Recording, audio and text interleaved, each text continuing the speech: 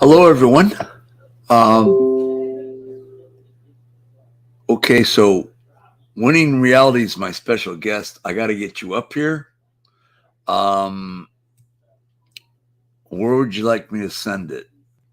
I have Gmail. I have. Hello, Tony.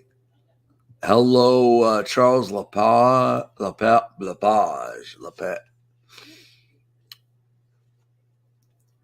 Where do I send it to you? Um, you might.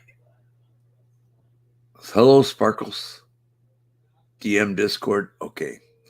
Which Discord server? That be Cool Frogs or which one? Hello, Alan Walsh.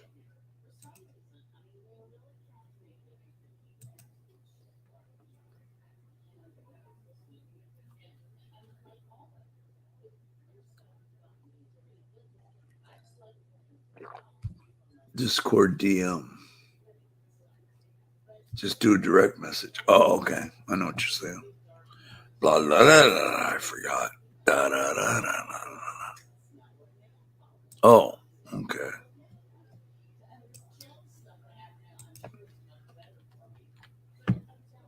All right. I just sent you a message to come on panel. 13 likes. Thank you, guys. Good to see you, Michael, with his bling on, Charles. Yeah. I got a new shirt. I'll show it before the guest arrives in the panel. And here it is. Conspiracy music. What's up? There it is. It's my new one. My new shirt. Los Angeles Beast with the California Bear flag. Yeah, I love it. Love it. Love it. All right. Hello, Conspiracy Music. Great to see you. And here is Winning Reality. Hello, Winning Reality. How are you today? Oh.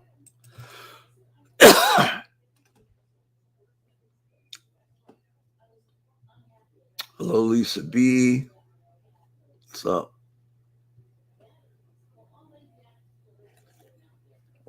I don't hear. Can you guys hear me and see me? Hello? Nobody can see me and hear me? Crap. Can you hear me all right? Yeah, there you go. Hello. Okay. Hey, how's it going? It's going great. How are you? Doing great. I was just trying to kind of get my situation straight here as far as how I was going to do the broadcast. Usually I would do this um, on my setup, but last night during the Cool Frog stream, my mic went out, and I haven't been able to get to kind of work again since. So It's I haven't working tried now. it. Does this sound okay? It's working now. Can you guys hear him? Yeah, how do I sound, guys? You sound good on my end. Can The you other guys thing is I'm doing this on my iPad, and it's kind of like I can't quite. Oh, there we go. I can't quite see things the way I want to on here to respond, so I might have to kind of like spend a few minutes here in the beginning, kind of figuring out what's going to work best. So I may be fiddling around a little bit, but and have to like switch where I'm broadcasting from. But I'll try to do it from here. You sound good, dude. Do I? Okay. Yeah, I just yeah. I just Everybody's giving me a ones and sounds great. Lapage and Sid and I think you sound good.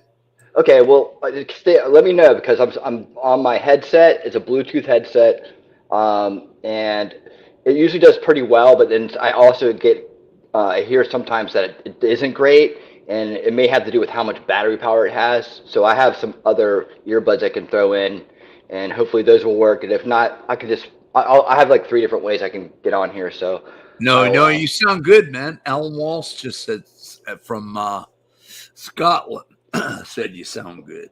oh, cool. If I sound good all the way over there, then we're in good shape. Yeah, I mean, yeah. Hello, Daniel. Can you hear Winning Reality? I hope you can. Now, how old are you? I am 50. 50. Yes. Tony says loud and clear he's in Los Angeles. Oh yeah. Okay, that's Daniel awesome. said yes. All right. You're All right. 50. 50. And are you married? I'm not married. Do you have a girlfriend or boyfriend? I do not have a girlfriend at this time. I have a son. He's 12. I'm a single father, full time, 100% provider, 365 dad. So that, and I have a day job. So I'm very busy. And like I'll tell you more about that story, but yeah, that's right now. I'm kind of like I'm not pursuing any kind of relationships at this point. Tony, that's not right. Just saying. I'm not going to ask him that. Not that I'm opposed to them, but I'm just not. I'm just not at a place where I want to do that right now. Oh, okay. So you're fine the way you are right now, right? Yeah, yeah. I Me am too. actually. Me too. Actually, I'm fine where I'm at because I'm enjoying life. I mean, I had some mistakes this past week, but they're over with now and done with. So I make mistakes all the time. I'm 70 years old. I'm 20 That's years older than you. that's part of life. That's part of life. Yep, it sure you, is. you learn how to make those mistakes into learning opportunities. You know, turn the mistakes into blessings, if you will. And what part of the country you live? You live in Los Angeles? Nope, I live in Atlanta, Georgia area. Oh, So, okay. Atlanta, Georgia. yep. Rainy night in Georgia. Yeah, and if I don't sound like a Georgian, that's because I'm originally from Virginia Beach. So I got a beach. I'm a beach dude. I got a beach dude way of Right. talking. I got a beach dude accent, and you'll hear all the dudes and mans and stuff like that out of me, Right on. for Cool. sure. Cool. That's kind of Yeah, old school like me. And yeah, what's yeah, up, yeah, dude? What's yeah. Virginia Beach happening? is a different kind of place, I for love sure. beach areas. I'm an hour away from Lincoln City in Oregon. Hello, JMK. Yeah, I love the beach, man. Uh, Someone was telling me that uh, someone lives in Venice for cheap. I wonder who that is. Can't remember who told me that. Have you lived in California your whole life? I heard you're Utah for a while, right? Well, I was born in Salt Lake City, Utah. Yeah, Okay. my father's was baptized Catholic as a baby, and he died a Catholic. My mother was baptized Mormon in the Snake River, in Oh, Idaho. oh wow. Yeah, and you're in I, Georgia.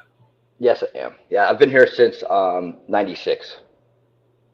Do you like Georgia? I do, I do.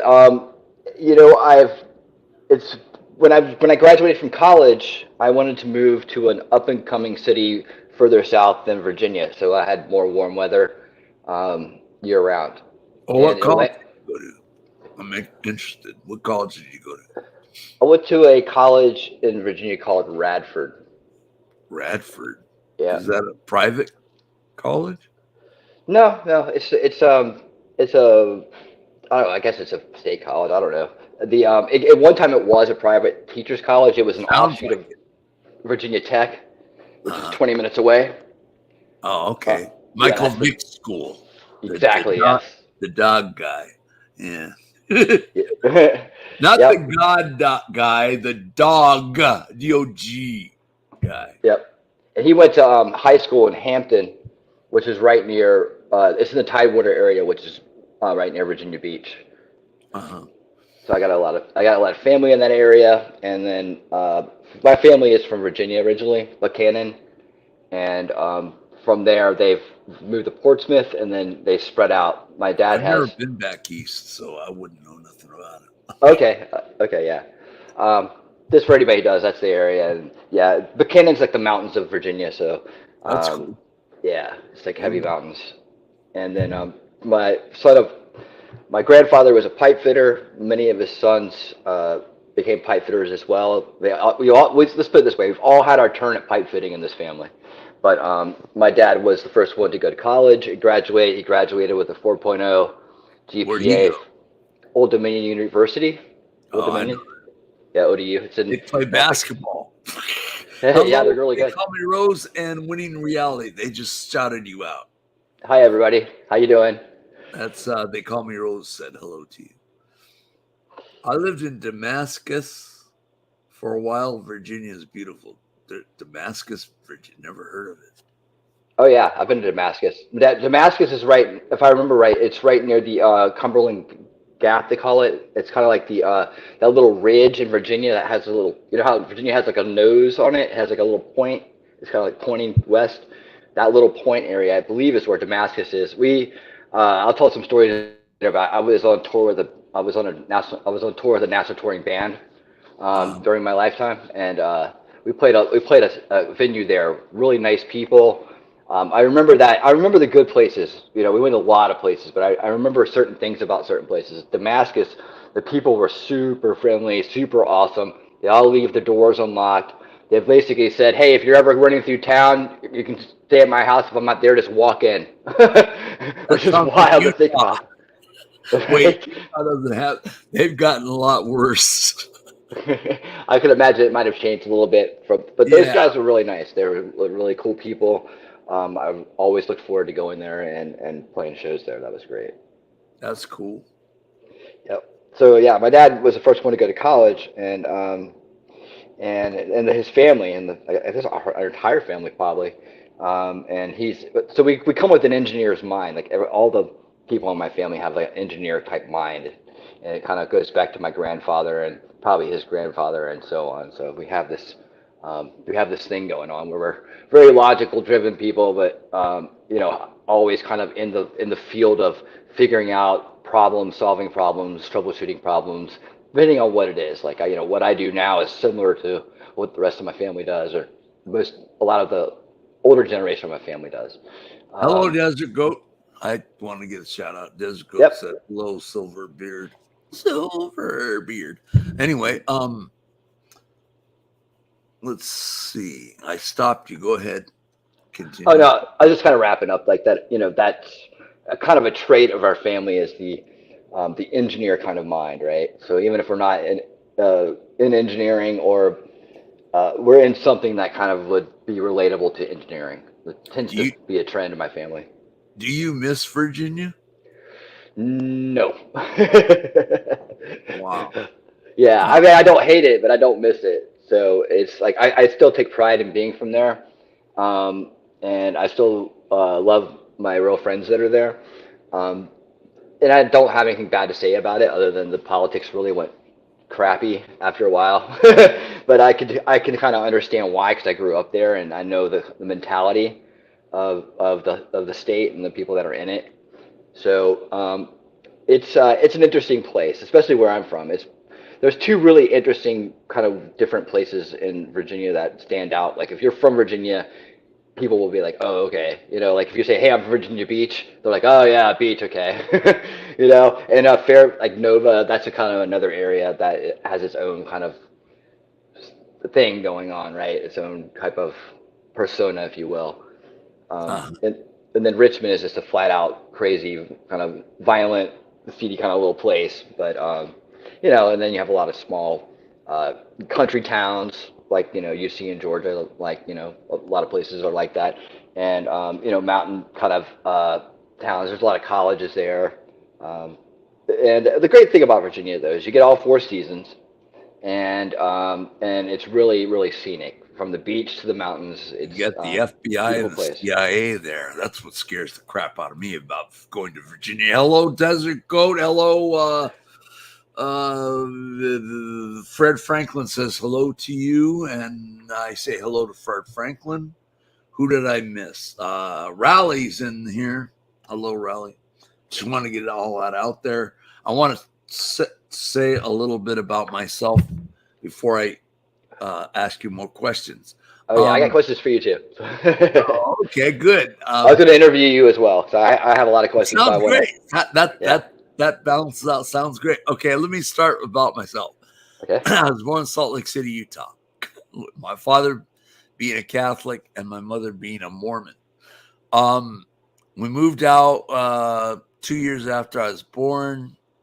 We moved to Los Angeles on Sycamore Street in Los Angeles. Then we moved to Van Nuys, California, where my younger brother was born.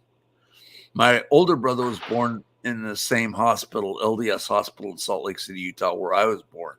It's the LDS doesn't own, the Mormons don't own that hospital anymore. They sold it. But at any rate, we moved from Van Nuys, where my younger brother was born, into Granada Hills, California. I was pretty much raised in Granada Hills, California. Hello, lady. Good to see ya. Now, Granada Hills, is that what kind of area is that in? Because I did live in California for a while as a kid. Oh, okay. What part did you live?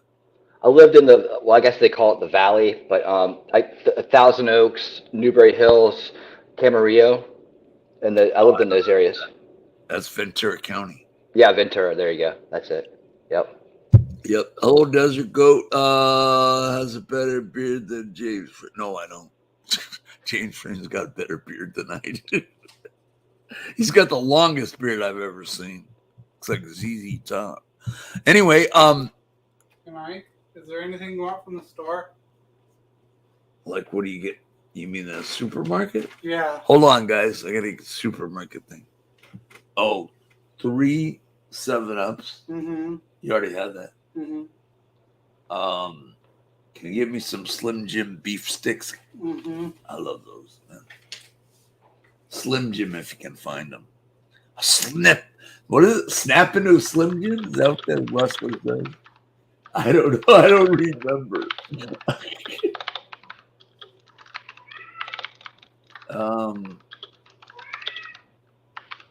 Oh, get some Yoplait yogurt. Okay. I love that. Get a variety. Okay. All right. I'm not paying for this, right? I don't think so. You got a check or a card? You got a card? Yeah. Came from Lisa, right? Yeah. I got you. Okay, I'm not paying for that. All right. That's it, then. Let's see. Where are we at? It's never had a Slim Jim. What are they? Oh, you're in Scotland, so you wouldn't know. I don't think they sell them there. It's a beef stick, a long beef stick or a short beef stick. I don't know what kind he's going to get me. But we'll see. I like those. Not good for you, but hell, what the hell? Anyway, yeah. So I went on a Mormon mission, and for 2 years, I went to the Gulf States mission. They don't call it that anymore. Before it was called the Southern States mission before I got there, and then when I went there was the Gulf States mission, and served 2 years there. And my brother went to Japan on his mission, so he speaks Japanese fluently. Okay. So was that from your mother's influence? Yeah, for Mormonism, yes. But my father didn't care he didn't care if we were atheists. He didn't care. Okay. Any questions for me? Go ahead. Oh, sure. So yeah. So is that what you started out doing? Like when you kind of came of age, if you will, you went right into the missionary kind of pursuits, working for the church. At age 21. Yeah. Okay. All right. I was 19, but I was 20 when I went on my mission. Okay. Did you go to college or do anything like that? Nope. I'm the only one that didn't go to college. I got to tell you a story about that. Okay. My mother went to UCLA, slung malts just to become a school teacher. She ended up in the Los Angeles Unified School District teaching over 40 years. So, Wow. It's a long time. Yeah. She did that, and she went to UCLA. My father went to some small college in Iowa, I think. He's born in Sioux City, Iowa. Okay, I've been there. I've been there. Is it cool there or not? I think so. I don't remember. I've been to a lot of places. Just being on tour, I've been to a lot of Uh, places. So my mission took me on tour a little bit because it covered the whole state of Louisiana. My first area was Baton Rouge. LSU, go Tigers, go LSU. And then from there I went to no, wasn't that Philadelphia, Mississippi? That's right. That was my second area.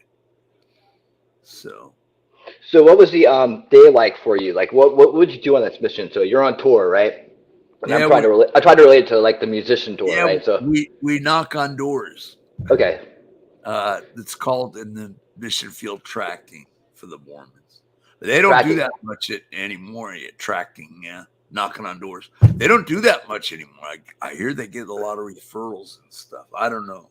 so there's a purpose of tracking to locate the Mormons throughout the United States, or is it to raise awareness about it? Is to locate non-Mormons to the church. What is the basic premise of the Mormon faith? Like, what separates that from Christianity or Judaism or anything else like that? Well, Protestants, Christians, some of them people call us a cult. And what I'd like to say is, get this out. I believe that every religion is a cult. Doesn't matter what religion it is. Could be Judaism, could be. I mean, look at Jews for Jesus. They broke off, I think, and Messianic Jews broke off from Orthodoxy Judaism. Mm-hmm. So, every religion in my mind is a cult. And Memento Mori agrees with me. Where are you from, Memento Mori? That's what I'd like to know. A cult isn't necessarily a bad thing. But there are bad cults like Jim Jones, the Jim Jones cult.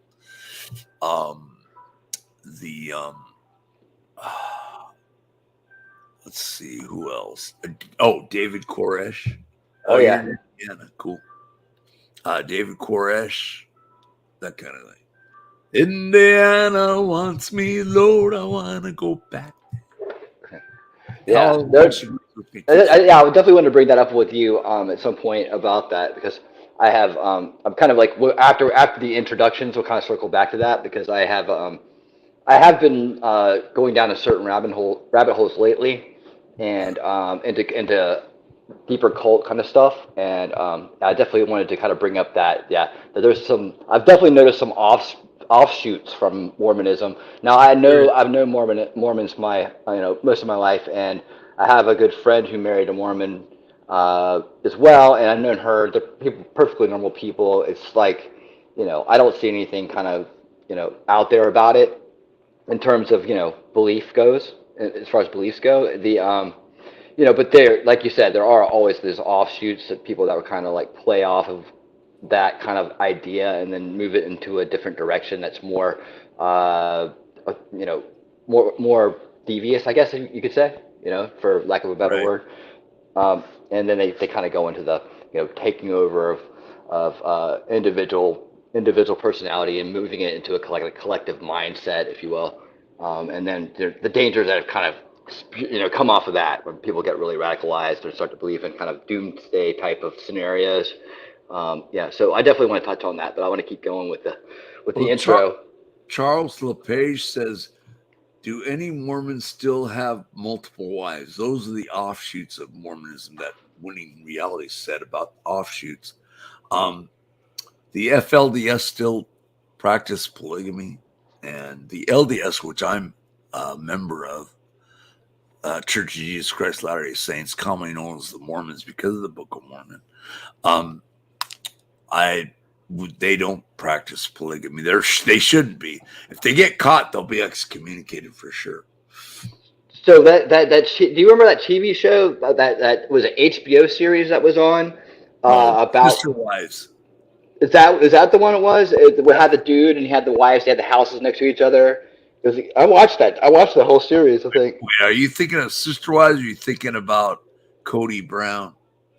No, I don't know. It was like remember the day of like HBO series were really the hot thing, right? You had The Sopranos. You had And you you know, had all. Sister Wives on that too. Okay, so that might have been what it is. I have to look it up now. Let me see. But yeah, that probably is. So were they were portrayed as Mormons, right, in that show? Yeah, they still call themselves like the Fundamentalist Latter Day Saints, FLDS. They call them. I think they call them Mormons. I'm not sure because they have the Book of Mormon. They have all kinds of stuff. So they're Oh, not. really? The LDS Church has the most members, so that's the LDS Church that I belong to, which Oh I no, this broke. isn't the same one. This isn't the same one. No, Think it. it's an offshoot of it. I'll be Um, the show. It's just Sister Wives. That's not the one I was thinking of. I haven't seen that one. Um, but I do know the maybe term. maybe it was Cody Brown's. I can't remember. It was on TLC. See, I think he was Chat, you got it?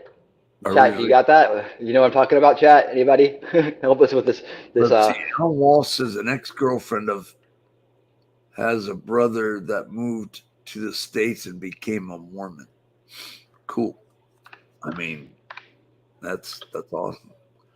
Tilly Oh wait, T, Charles LePage, there's a TV show. Big Love. It's called Big Love. Yes, Big Love. Okay. Yeah, that's the HBO series. Okay. So, but that's not, yeah, because like I talked to my friend's wife about that a little bit here and there. She's very like, she's very protective of her religion, even though she's not religious, which is interesting. But she, but yeah, she's not into the whole idea of sister wives things and frowns upon it very harshly. So, I can Yeah, see I'm where that not comes into from now. Sister Wives either because, man, women get crazy about that. Yeah, I mean, I couldn't imagine running that unless it was very, a very established, well, unvarying kind of situation, that would just kind of stay static and everybody kind of could accept it. But it seems now that I know more, I guess in younger days, it seems kind of like, yo, that seems like a good idea, or that seems like it would work because you got more resources, you got more people on things, and if it, Yeah, you well, have, you're more, it's it doesn't work. rampant in Utah. They don't do anything unless you're Cody Brown that goes on TLC and says, "Yeah, I have 5 sister wives." Just Yeah. it's crazy. We were talking the other day, just like through chat, about the Blackmores in Canada and how the guy had 27 wives and 150 kids, and the kids started coming out after they grew up and talking about it, and that's why it got popularized. Um, That's an offshoot of Mormonism too, right? yes, yeah. You refer to it as FL or something like Well, LF or they're different ones. There's FLDS that practice polygamy. what does that They're mean? What's F? What does that stand for? fundamentalist. Okay, the Fundamentalist Latter-day Saints. Yeah, Okay, thank you. you're welcome. Tilly T's. Hello, how are you, Tilly T? I mean, how you doing? Good to see you from England. She's from England. Welcome, welcome. Welcome, yeah, welcome. I think I said it right. I don't know. It's good to see you. Tillis T. Good to see you. Anyway. All right. So day to day, you would okay. Oh, so I'm sorry. Go ahead. You were explaining the differences between the Well, different sex cults. there's a bunch of offshoots that practice polygamy, and they call themselves Mormons, or some don't, some do. But Right. Are you familiar with the Chad Daybell situation with Lori Daybell and Chad Daybell? are they the ones in Idaho? Yeah, I think if you're they're definitely in Idaho. They basically he put out a bunch of books. They were Mormons in the church, right? And then he put out a bunch of books, and they kind of went in his direction. It's more like end of times kind of stuff. I haven't looked at his books particularly because I just started looking into the case.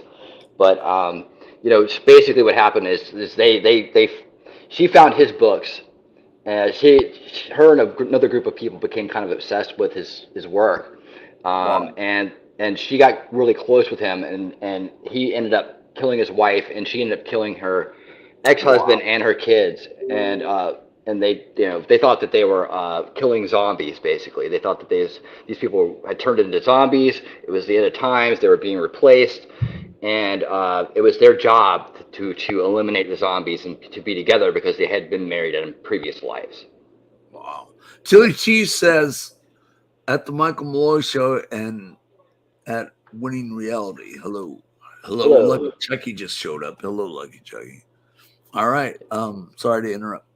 Oh no, not at all. It was just letting you know about that. Yeah. So there is a I've noticed that through looking at these different doomsday cults, just researching and trying to better understand the what my interests are really is in mind control and how that works and the Mhm. different variations of it because I think that there's been kind of a well I think we kind of grow up with a different idea of what that means and we get little bits and pieces along the way but it's not until we dig in that we really start to understand what it is and how many different forms of it there are and how that is interesting and as it pertains to us as individuals like how our brains work and how we ingest and perceive information and how these loopholes are naturally kind of built into the way we are constructed, and that we need the awareness that no one's immune to it. Like you can't. There's no pill. There's nothing that you could take that would ever make you immune to being being influenced or being controlled by information. And it's just the way that we're built. And so my interest in this is that I began to, as I became awake and moving away from the mainstream paradigm of left and right and trusting the mainstream media and doing all those things, I began to realize that there was a barrier between, as I reached out to the people I cared about to give them the same information, I realized there was a barrier there that I couldn't penetrate that would just make people that I know act in different ways, like that I ever knew them to act, become very closed-minded, become very dismissive of my ideas and not considering what I had to say. Whereas if it was talking about music or anything else in the world, they'd be hanging on the edge of their seat. So it became interesting to me because I noticed patterns. And again, I kind of opened with, my family has this engineer mind thing going on that's, handed down from generation to generation. Well, I noticed the patterns. I noticed the similarities, and I start to put together, thoughts and ideas about that, and trying to figure those out. So problem solver, troubleshooter.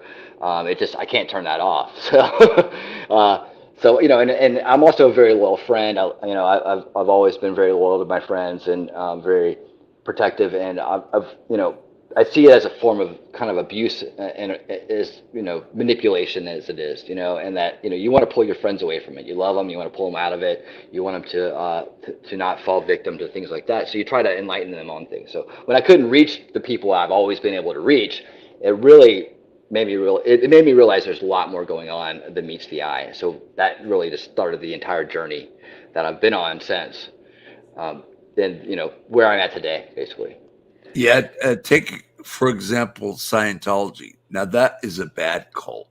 Yeah, that's one I wanted to talk to you about as well because I heard you had some experience with that too. That's what I don't know a lot about. Scientology you don't want to mess with. I mean, they'll have fair game on you. They'll do all kinds of crap to you and especially if you're in it. And, you know, it's really sad. I've never been able to figure out what the premise is of Scientology. What's the premise? Like, I Well, the don't get it. farthest you go is OT8. They don't have an OT9. I'm just waiting for Miscavige to come up with an OT9. I'm just waiting for that. Well, I don't know what any of that means. Like, what is the founding ideology of Scientology? Like, what does Well, it mean? L. Ron Hubbard started it, Okay, and I'm familiar with them. he actually took some doctrine and dogma from Joseph Smith, the prophet of the Mormon Church, the first prophet of the Mormon Church, Okay. which was interesting. I'll I was watching a Larry King with Leah Remini situation when Larry King did his show back in the day, and he mentioned that. And then, of course, Larry King ended up marrying I think his last wife was Mormon. So I think he knew a lot about it, even though he's Jewish. So if you were to become part of this, now I've seen that it's probably not really very hard to get into. It looks like they have open centers where you can just probably walk in the front door and be like, "Hey, I'm interested." You read the book and you said, "Hey, I like this book. I want to learn more." But what's the promise? What's the faith? What's the thing? They suck money out of you, man. If you go way up on the bridge, you're putting hundreds of thousands of dollars in it. So it's a pyramid scheme? It's a legal pyramid scheme sort of deal. Is there a God involved here with this? Well, you could be of all faiths. You could even be a Mormon and be a Scientologist. That's what I've called up in Utah and asked them that. Oh yeah, you say audits. When you say audits, like I wanted to ask you what you mean by when you say audits. I've heard you say you did an audit here, you did an audit there. Yeah, Marvell put it up. Mike's audit of the Church of Scientology in Portland, Oregon. I got that up there. Marvella did it for me. Thank you, Marvella. You're awesome. Love you. And he's got that up there now. She's got that up there now. And it's just awesome. I mean, that was an experience I'll never forget. When you say audit, does that mean you're an investigation? Is it a process that you follow? Is it something that you learn? Filming. So I did Portland, Oregon. Lady Libra. Hey, everyone. Anyone else stuck at work, or is it just me? No, I'm not. Oh, no. This is my work. I'm stuck here. Hang in there. I love my work right here. Marvella says Scientology believes in Xenu as their God. I guess I'm not really, when I ask them, they don't want to answer that question usually. But I'd have to have Nasty Nathaniel. He's stuck in Canada right now. Can't get out of there. But once he comes home, I'd like to have him as a guest. Okay, that's very interesting. I don't understand the fascination with it or why people buy into it. There's always a promise of something, right?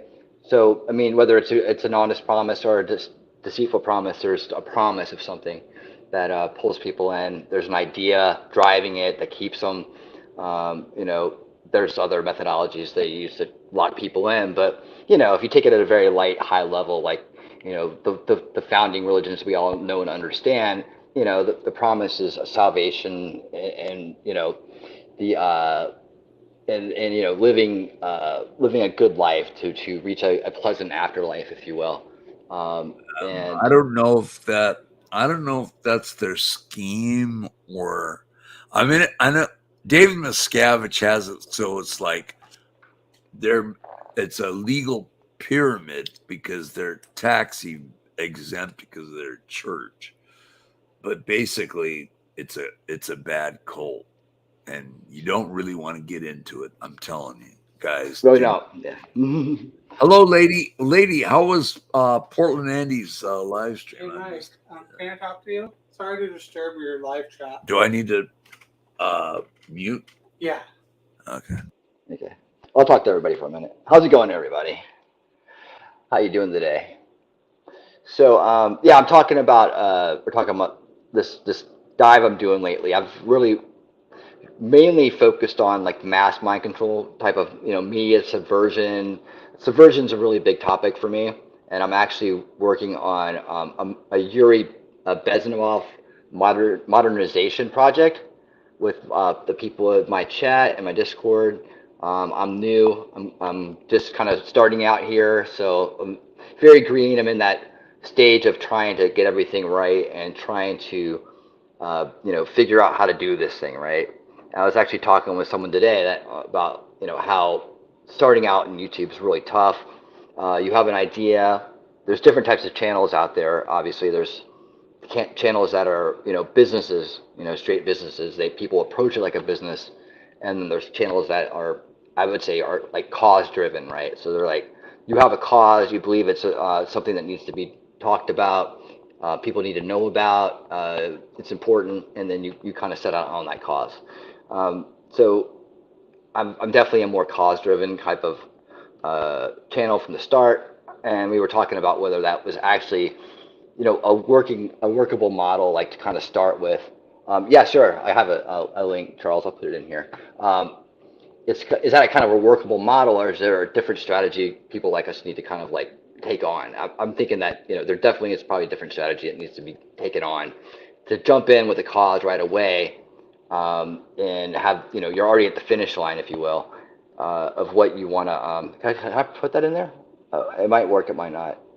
I don't know if I have the ability to put links in chat, but so we're kind of discussing that right now. And I'm thinking of some ideas. So one of the ideas I'm coming up with to kind of like balance my channel content out a bit to make it more in line with what YouTube as a market is looking for, to kind of build the channel up and to have fun too. I mean, this stuff can get very serious when you're talking about things that affect lives, worlds, futures, and to kind of like make it more fun. So I'm kind of going to be looking at adding an element of that to what I'm doing, and then kind of working on having the discussions, of course, and working on the long-term projects like the Yuri Bezmenov modernization project, where we're taking all of his work and we're looking at his at the printouts and the things that he's made in his books, the tables that tell you the timeline for subversion and so on, and putting it in a modern context. Because if you don't know the Yuri material, I encourage you to definitely see it.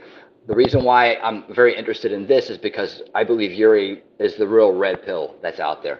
Like, I've seen the most progress from people understanding the world better that they're living in through knowing the Yuri material. And that's part of what the modernization project is going to be about, is pointing out how far it's come in 10 years. Now, 10 years ago, I was parading this stuff around and promoting it hardcore and saying, look, everybody needs to watch this. And you know how hard it is to get people to watch something, right? It's like I just an hour long lecture, an hour long conversation, and it's like that's just too much time for them. But when you know this stuff, you can't unknow it, and when you see it, you'll see it all around you. I describe subversion as the film that's on our skin and on everything around us that nobody sees. The invisible film is what I call it.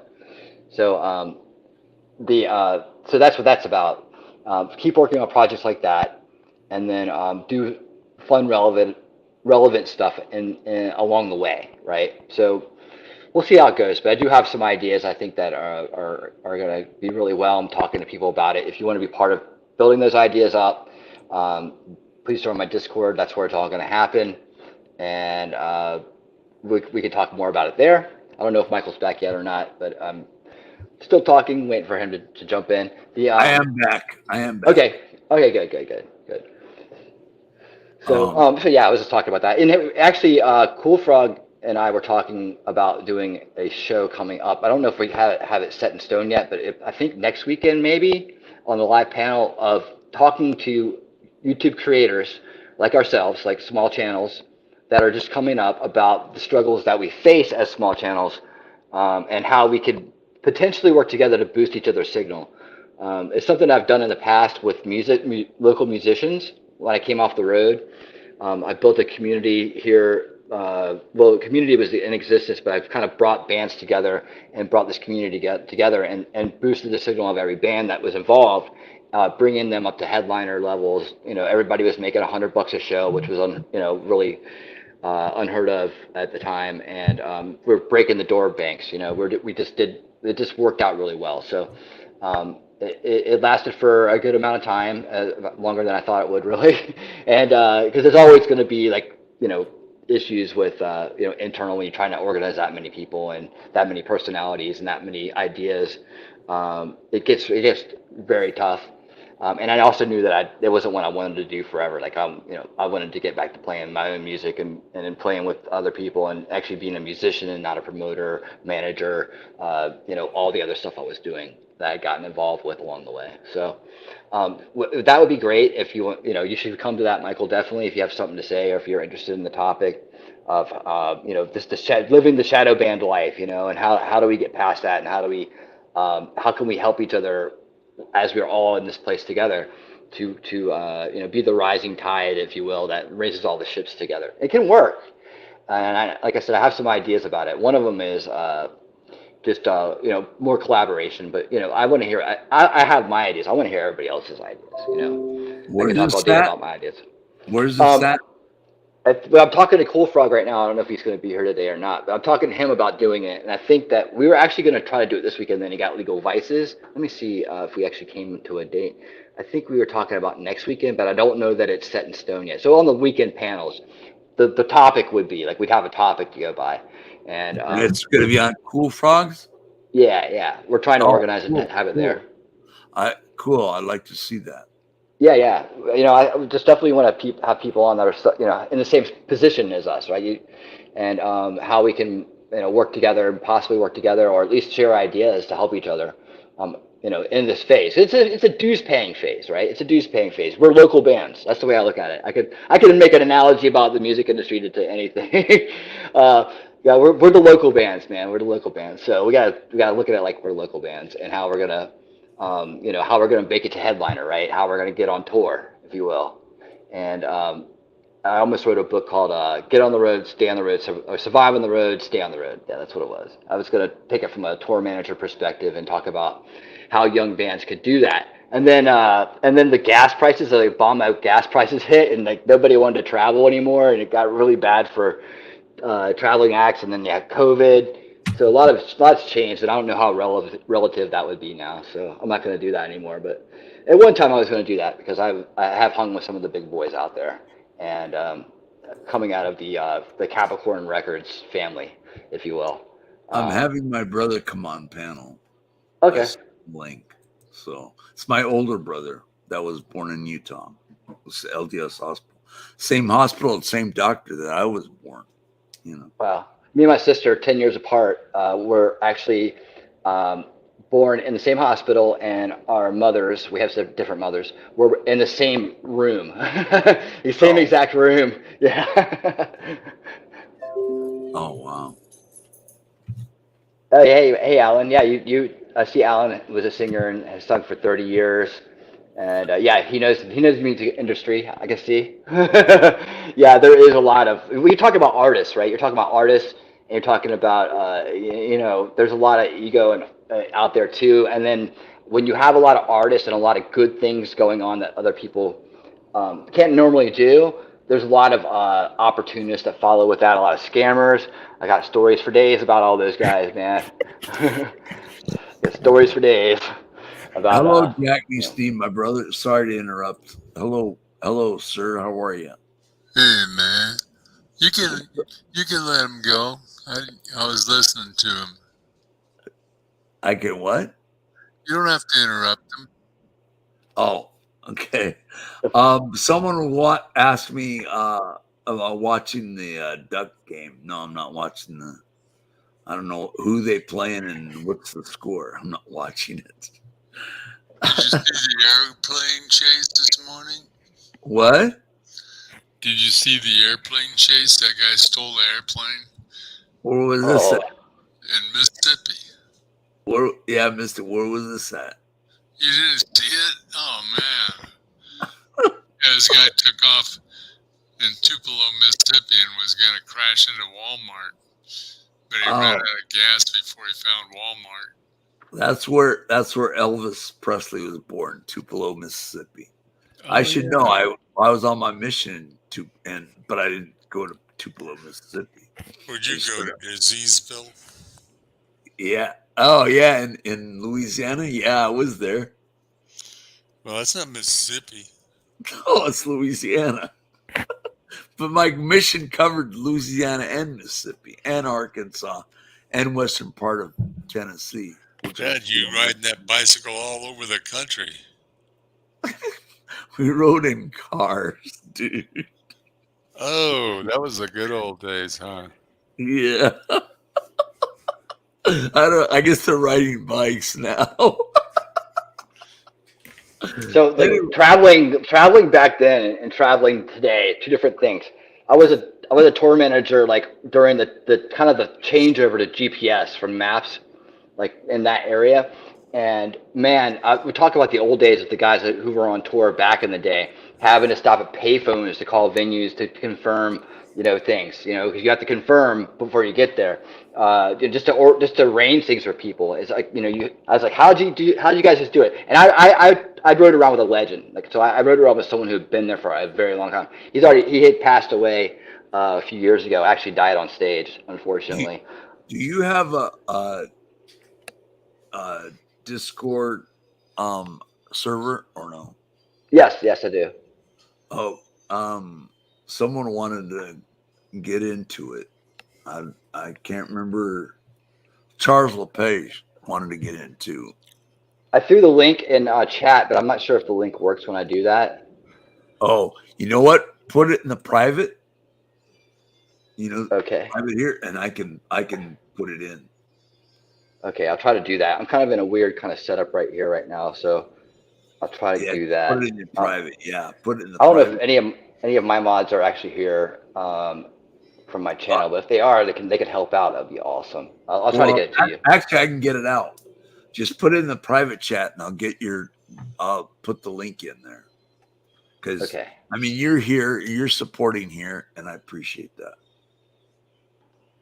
All right, let's see if I can do this without knocking myself off. Oh, don't knock yourself off. Yeah, because I'm on my iPad and I can't get to the chat like effectively. Let me try this. Let me try it. What are you Actually, I doing? can't. Put it in Well, private. Chat. If you put Okay. it in private chat, I can get your Discord out. Let me see if I can do this. If I disrupt myself, I'll be right back. All right. Because I kind of click through from Discord, And my and it's in brother this weird intermediate kind of browser thing, and I tried to click through to Chrome with it, and I have a hard time. Your thing too. Okay, we're waiting. Well, let's just continue. I'll try to do this in the background. I don't want to take up Okay. put any dead air out there. Chat. There's a private chat on Yeah. in the StreamYard. Okay. All right. Yeah, I know it's there, but I can't get back to my channel to copy the link. That's the problem. Or I'll knock myself off. I can go and come back maybe, but I'll tell you what. Here's what I'm gonna do. I'm gonna put it in your private chat. So that's what I'm gonna do. Oh, okay. On Discord. All right. Yeah. We're gonna do it like that. I apologize for all this, but it's just No. Don't apologize. You're fine. I'm the one should be. I apologize to every Tom, Dick, and Harry in the world. That's crazy. I hope that's it. Okay, I'm gonna copy that.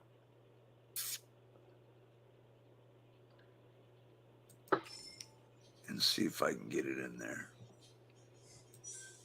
So there you go, guys. Hold on. What's the dead air sound for? Oh. Chat, you got me for dead air. Does that get you to the Discord? I hope so. Here you go. Here's a better version. I think I did that wrong. Wait. Let me give you this one. Open app. Let me do this one. Paste. That's not good.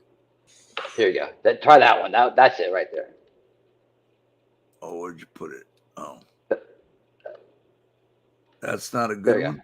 This one, yeah. This one's good right here. Sorry. Oh, okay. Much better. Oh, okay. Sorry about that. I know how to get that. All right. This is better, guys. Okay, I'm going to put join, so I'm going to join you. Oh, awesome. All right, so I just joined. Wave, say hi. Hi, everybody. Cool. All right. Awesome. Okay. Now get yours in there. I went old school, just tried to copy the URL at the top. I'm like, yeah, you can't do that. You got to do it like this. That should work. That should work right there. Let me see if it made it. Do you do any cop watches? I don't. No. I don't think. Not the only cop that I watch is Brandon Tatum. Yeah, that's that's about all the cop watching I do. Ah, He's an ex-cop. You know Brandon Tatum, right? don't think I do. He's great. Definitely check him out. He's really great. And some of my solutions that I have for root cause issues, kind of the bigger aspect of my channel. I see Marvella just showed up. I gotta wave hi to him. Hi to her. There we go.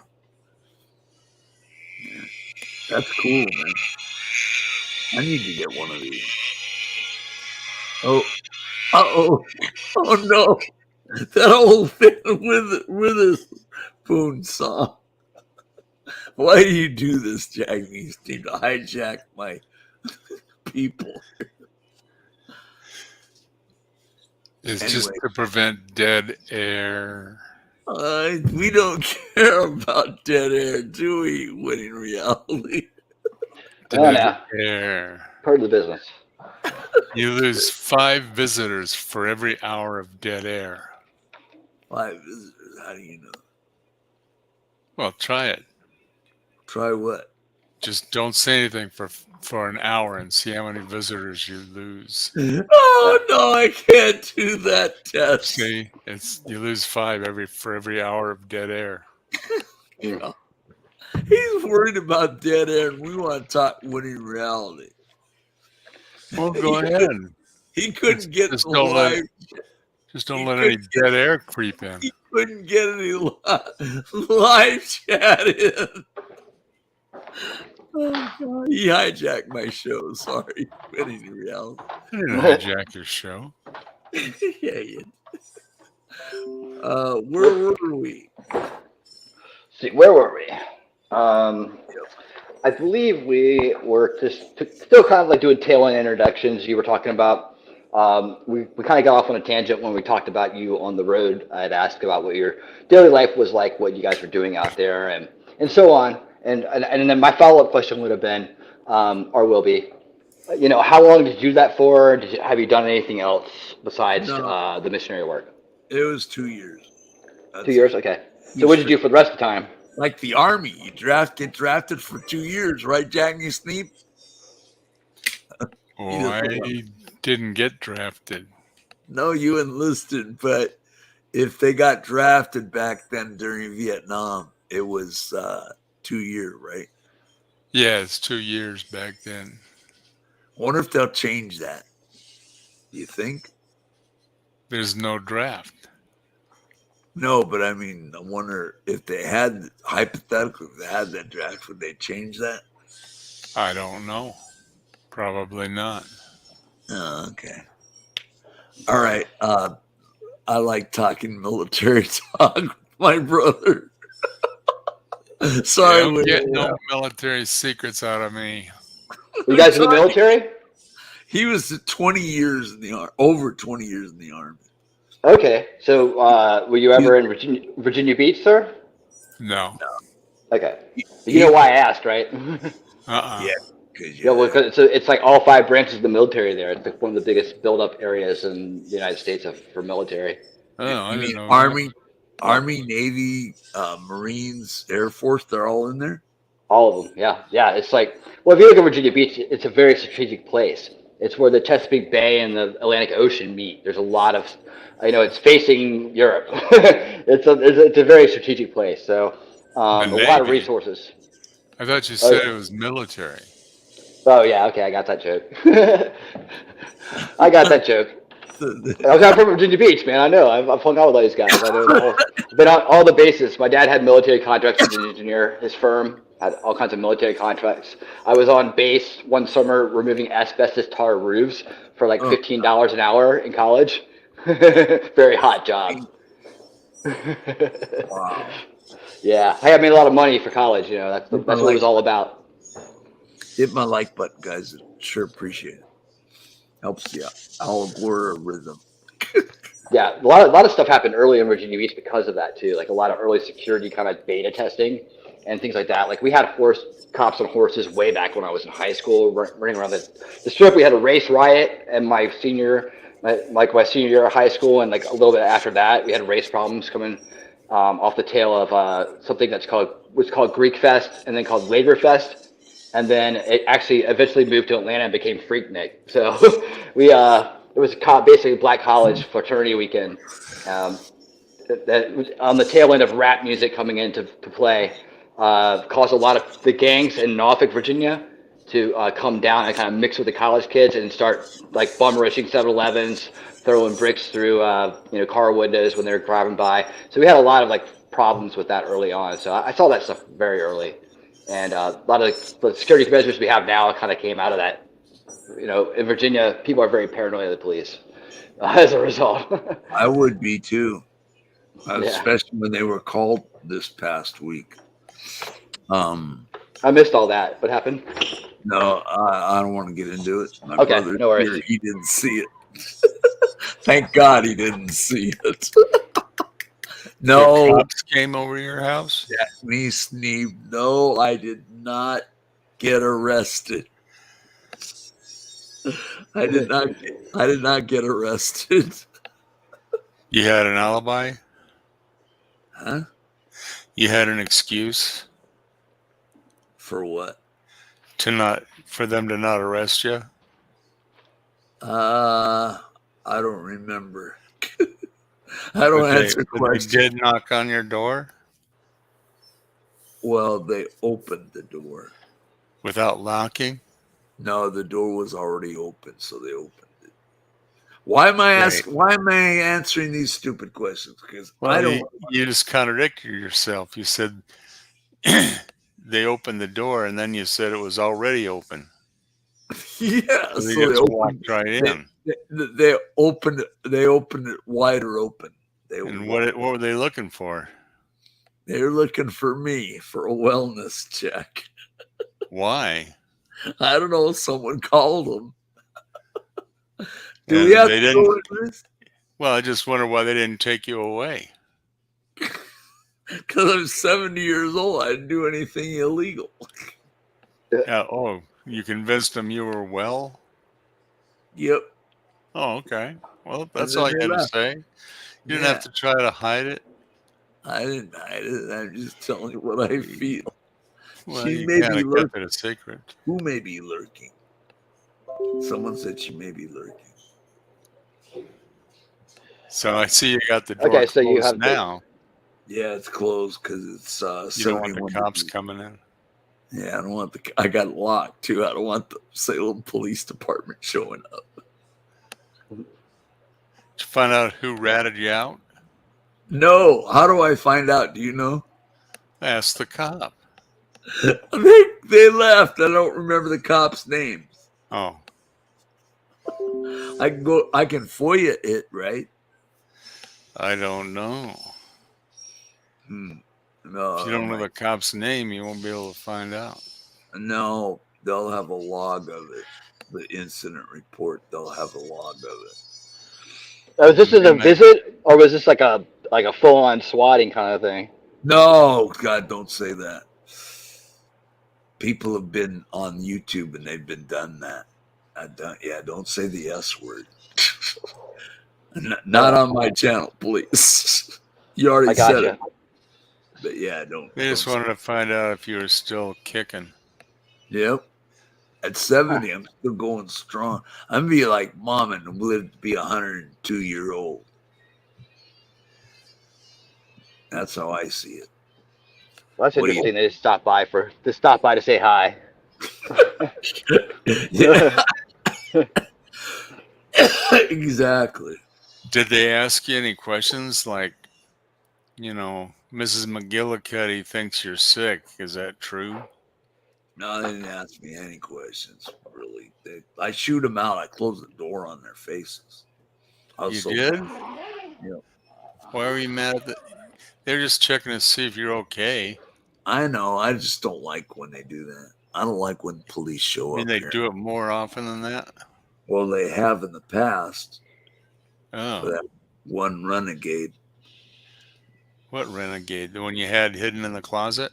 Yeah, that guy. I'm supposed to be interviewing Winnie in reality. Well, go ahead. All right. So, what did you do after you got back from your 2-year tour of duty? What's that? So, what did you do after you got back from your 2-year tour of duty with the Mormons? I went back to Los Angeles where I live. What did you do then? I worked for Los Angeles Unified School District. Okay, so you were a teacher, or I was a custodian. okay, awesome. Okay, let's see. And so that's what you've done until you retired, I guess. Pardon me? And that's what you did till you retired. Well, then I met my second wife in Oregon. That's why I'm stuck here now. Jack and Steve, I want to get out of here. I want to go to Los Angeles, where my old stomping grounds is. Why don't you find out how much it costs for an apartment and see if you can afford it? Yeah, I guess so. I'm saving Call money. them up. Right now. Yeah, call up the Chatsworth rental agency and ask if they got any, 2-bedroom apartments for rent and how much they are. No, not 2-bedroom, just studio. Hey, Studio. Google, call Tiki Apartments in Granada Hills. There we go. We'll get some results here. So you're not worried too much about the politics of that area and the cost of living and the potential for more intrusions and things of that nature. Which would you like? Oh, I got it. Pick it. Hold on. Okay. Let's try. Sorry, I can't figure out which one you Uh-oh. want, so I'm not sure how to help. Oh, that was a good one. How do I get back to it? There we go. Hold on. It's Boardwalk. I like them guys. How do I? Okay, hold on. I'm gonna see how much apartments are. The number you've dialed is not in service. It's not service. I can't use it. Darn. All right, that blows that. All right, what were you gonna say when you were out? Sorry. Oh, I'm saying, are you not concerned with any of the things going on in California today, like the politics and the taxes and the policies? I know how bad California is. Is it still enough to bring you back no matter what? Depends on the prices. Let me see that Blackhawk. Hold on. Hey Google, get me the phone number to Blackhawk Apartments in Granada Hills. Okay. Let's call him up. Hold on. Rhode Island. I don't want Rhode Island. Damn. Why don't you just ask Google how much the apartments are? Hey Google, how much does it cost to get an apartment in Granada Hills, California? Surprisingly expensive. What? Surprisingly expensive. Yeah, it is. Too much. Let's see. NMS Granada Hills, San Fernando Valley Apartments. Then they got me some numbers. Looming Hollywood. Let's see. That's not it.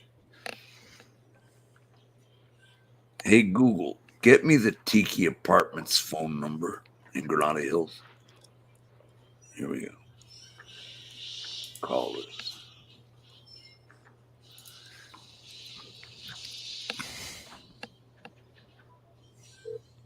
Quality assurance purposes, this call may be recorded. Oh boy. Uh-oh.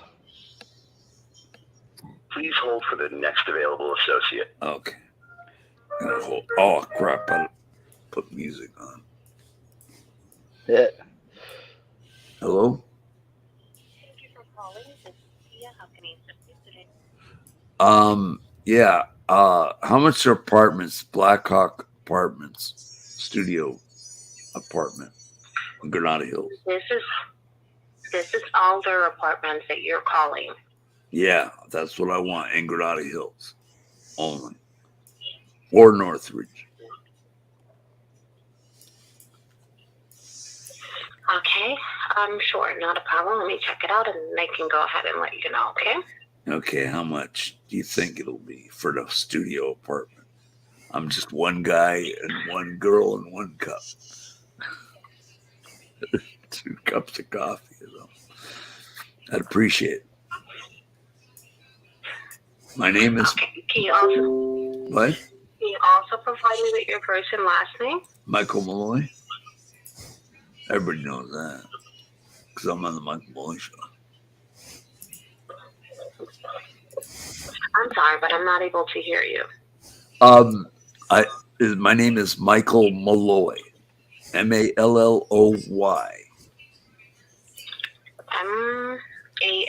Malloy? Correct. That's the last name. Michael, Michael is Here my goes the data scrape. The data scrape's coming.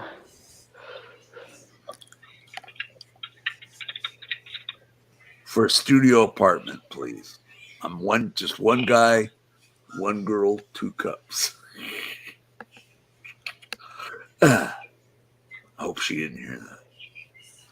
My guess is like $2,000 is my guess. I would probably That's a guess lot. about 2650. Good Lord. Let me. Okay. Do you have a moving date in mind? Do I have what? Do you have a moving date in mind? What did she say? I couldn't understand. She said, "Do you have a molding bacon, Mike?" What kind of Moldy bacon. A moving date for when you're willing to make Moving day. Oh, Moving day. a year from now. A moving date. When are you willing to make the move? 1 year from now. Is that cool? 1 year exactly today. How's that? 9/3/2023. Okay.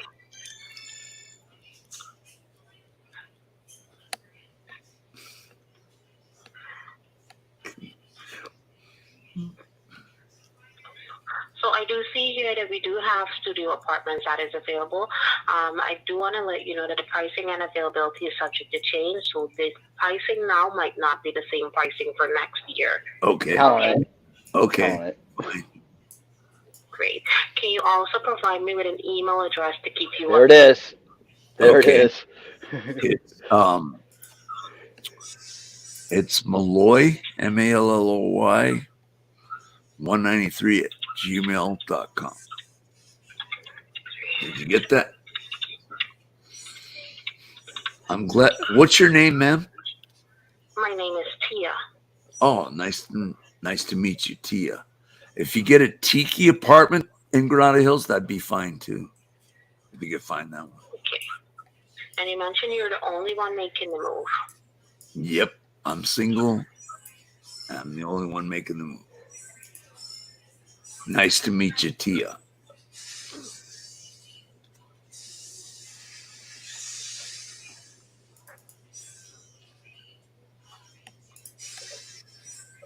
Okay.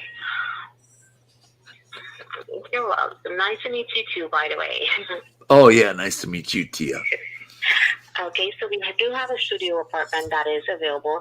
I do see here that the latest that it shows out available is until the 25th of September, 602 square feet, and it's 2,100.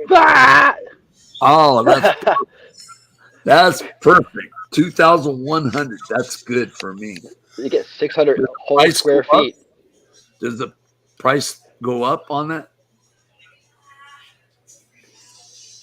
So the pricing and availability is subject to change. Sometimes it might go down. No, I mean sometimes once I might get go it. up. No, once I get into it, does it go up? Oh, okay.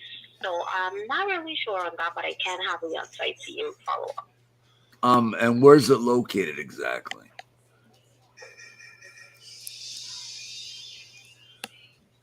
So the apartment is we're actually located at 19401 Parthenia Street Parthenia? in Los Angeles.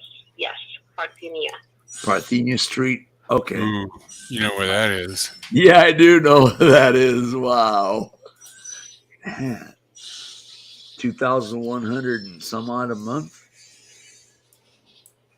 Yes, that is for a studio apartment. Right.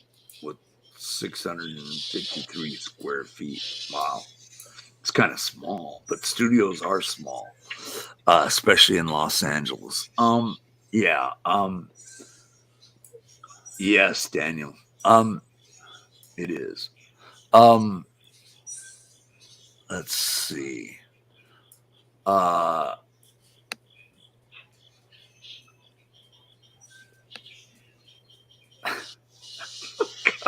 You So could, since the apartments do lease very quickly, would you like to go ahead and schedule a tour to have a viewing? You better not. I better not, because I don't have a way to get down to Los Angeles right now. Oh, I'd have to get to LAX, and that'd be a hassle. I don't have anybody to pick me up at LAX. So I told him you're in jail.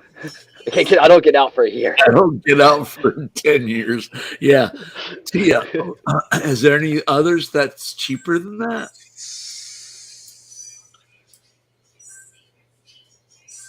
so this is actually the most affordable one that we have right now. Okay, so that's the cheapest. Dang.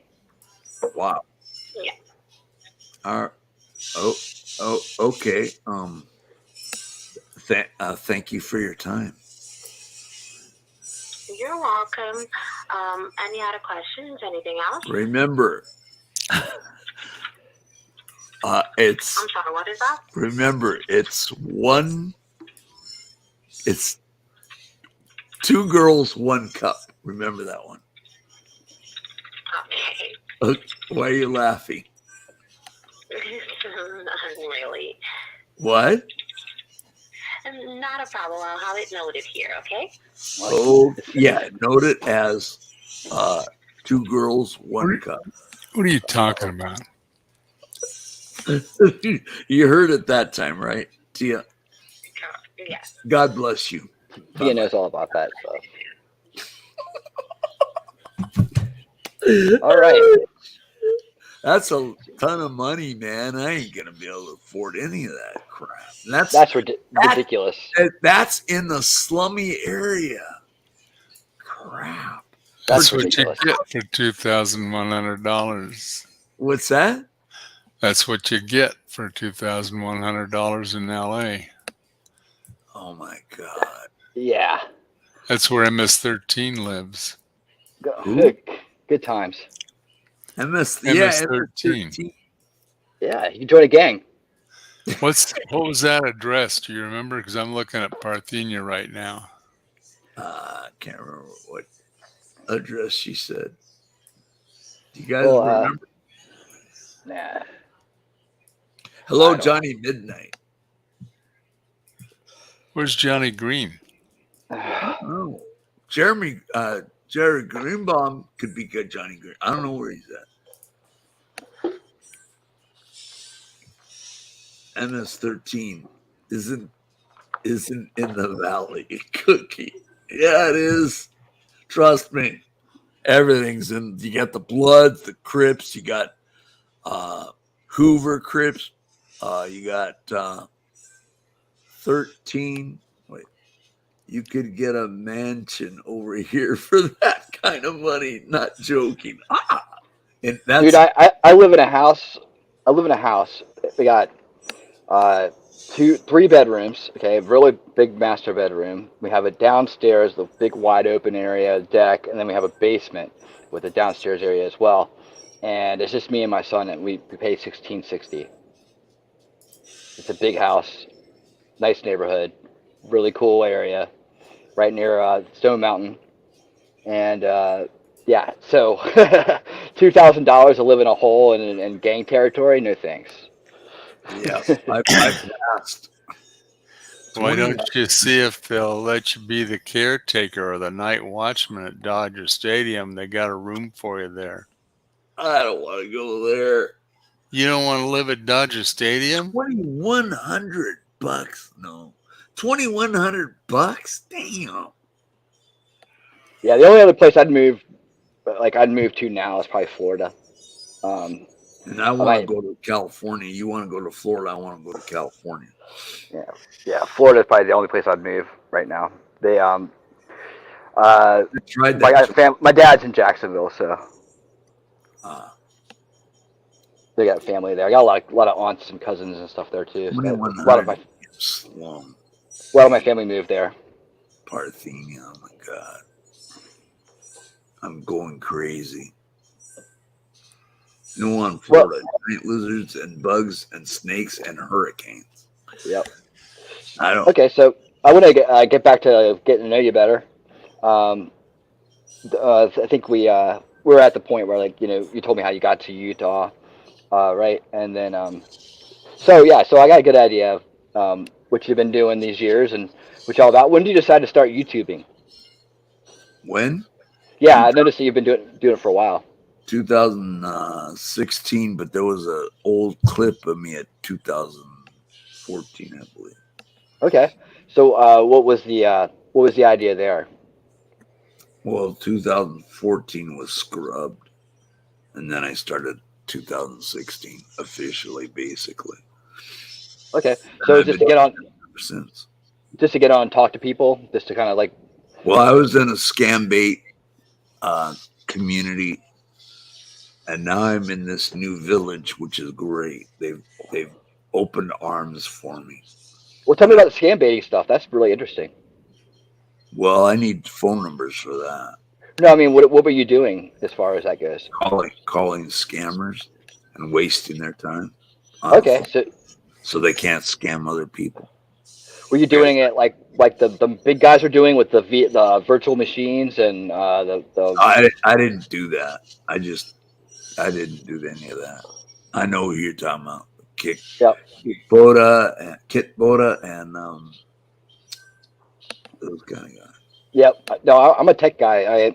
I've had like a long career in information technology. Even though my undergrad was in media studies, media analysis, and electronic production, I didn't really do anything with that except for like just acquire the skills, you say. I just did, when I graduated, I just didn't want to be part of the problem, and at that time there wasn't a YouTube, there wasn't any real clear career paths for people that were going into that major Use that channel. That's cool. without. My old channel I can still use. That's awesome. Woohoo. That is so cool. What year was that? Did it say? I could use that old channel. You got baseballs. Yeah. But I dig it. I mean, that's something I totally could do technically. But I just I was a network engineer for a very long time. 8 years ago? What's that? 8 years ago. Wow. 8 years ago? Yes, 8 years ago. Okay. Yep. Wow. But I dig it. I dig what they're doing. So it's a good cause for sure. Yep. This was 8 years ago. 27 views on my movie, and it was March 31st, 2014. Oh my God. I want to use that. Get me in my what you call it. I did impersonations and did a whole lot of good garbage. You never know, man. Get back into it. You may be a legend. You don't even know it. I'm a legend in my own mind. There you go. There you go. Yep. Oh gosh. Well, that's cool. Very cool. So I'll tell you what. Let's switch it up. You asked me some questions for a while. Okay. You were never in the military, correct? Correct. I did go to military school for 1 year. That's about it. Oh yeah. Yeah. Mm-hmm. Lady Libra. Okay, are you? I mean, you are single, but you're happy right now, being the way you are right now, right? Yes. Okay. Have you ever been married? No, I was engaged for a very long time, and that's another aspect to my channel. If you look at it, I have a series called Epidemic on Display, which is about covert narcissism, and it's because I had to live through it with somebody else that had it. It was it's a very important topic these days, and for someone who like myself who had a very successful kind of single uh, lifestyle, and to the point I always wanted to get married and have a family. That was always on the plate for me. It was always a goal of mine. So you don't And have a daughter or son, right? no, I have a son. I have a 12-year-old. Oh, okay. Cool. Right. So but I started late because I was kind of I was one of those guys, one of those Gen Xers that kind of like went to college and was told to go to college, and that all the answers were there, and really with no prep going into that to have any idea what I wanted to do, how to do it, how to even exist in the world out, as an adult. Not that my parents weren't competent; they were very competent as individuals in their careers, but it just wasn't then their generation to kind of give that information out, I guess. And my situation was my parents divorced very young. I was very young, and so I had to deal with that during my childhood, and that kind of put some delays on my development, as if you will, in terms of understanding the world in a solid way, so that you could grow into being an adult, kind of with a running start, if you will. Mine was kind of like go to college and figure it out. And so I went to college, and having grown up at the time period I did, I watched a lot of 80s movies. And, being pretty much a single child for many years until my sister was born, but still 10 years apart, I had a lot of occupy the kid time in front of the television when I was living with my mom, up until I was like, I think 9 or 10, when I finally decided, hey, I've had enough of this. I want to go live with my dad. And so from that point on, I had to kind of play catch up. So I graduated with not really a lot of ideas about what to do, but uh, a great background in partying my ass off and having fun. So I was very good at that. And I was good at my major, but I just didn't really know what to do with it. Didn't want to be part of the problem that I saw in terms of media. I didn't want to go join the establishment media, if you will. My department was really good at educating us in ways to understand things about the media outside of journalism. So I had an idea about the influence it had already, but just never to the degree I do now. But those skills gave me the ability to go out and find that information and never kind of be sucked in by it. So I am appreciative of it for sure. And I do still carry those skills, but I never did anything with it. So I got out of college, and I didn't really know what to do. And computers had just hit, like literally the internet had just hit the year I graduated. And I was really good at it. In fact, I was doing IRC and things my senior year of college. So I got really good at learning how to fix computers, right? Just because, again, the engineer mind, it's just basic logic on how all this stuff works. And this snapped into me really naturally. So my stepfather, at the time, who's passed away, he was a pilot in the Korean War and went on to have a career in the United Airlines. Had told me, hey, you should go into computers. And I kind of scoffed at it at first, but he was right. He was right about a lot of things. And Hello, Debbie. he, Gotta get a shout out. Sorry, Weird Debbie. sure. Hello, Weird Hey, Debbie. Debbie. How you doing? All right. So I got into the computer industry here in Atlanta, and I kind of like just took off from there. After a couple of years of doing just really low pay IT work, I decided to go. This again, my programming from early on. Decided to go into get a master's in IT, which I did, and then I just got out in the workforce and started doing it. And unfortunately, with that came a lot of debt. But that kind of like spurred on my whole trying to figure things out part of my journey about how the world works. So I did that, and I worked myself up to being a network engineer, but it was low pay still, a lot of hours, 365 basically, holidays, always had to be on call, major networks, big corporations, things like that. It was high pressure. And then I met the girl that I got engaged with, and this is after like a break to go through music too. I went and got into music. I was going back and forth between the two careers, what I wanted to do. Music made me happy, but it couldn't sustain me. The tech job sustained me, but didn't make me happy. And then I met her, and about a year and a half in, we got pregnant. And I said, okay, this is the sign, right? This is it. This is the one. And she said that, she was into everything I wanted, was into as well. It was really seemed like, I guess, looking back, too good to be true. But I'm a very optimistic person. I'm very I can be very dreamy at times, and I kind of just went with what was in front of me, seeing it as, okay, this is a sign. This is the things. Everything's working out just right, just in the nick of time too, because I was about to call it off, about to say I'm gonna be too old to be a dad now, and I won't have the energy and time to put into kids that they deserve. Having known that from growing up, basically from 3 on with divorced parents, I realized how important those years were. I really wanted to do that right for my family, so that was I wasn't gonna do it wrong. So I basically was at the tail end of that, and it happened as like, so this is right. Everything's being put in front of me. So this is what's going to happen now. So we're gonna get married and have family, and everything's going to be great. And I had a lot of great friends. Everything was going really good. Music was going awesome. But I had to decide how I was going to take care of them. So I took about a year, and I stayed home with my son and let my fiance at the time go back to bartending and doing what she did. And I had enough money to kind of like to do this, but I was going to change careers.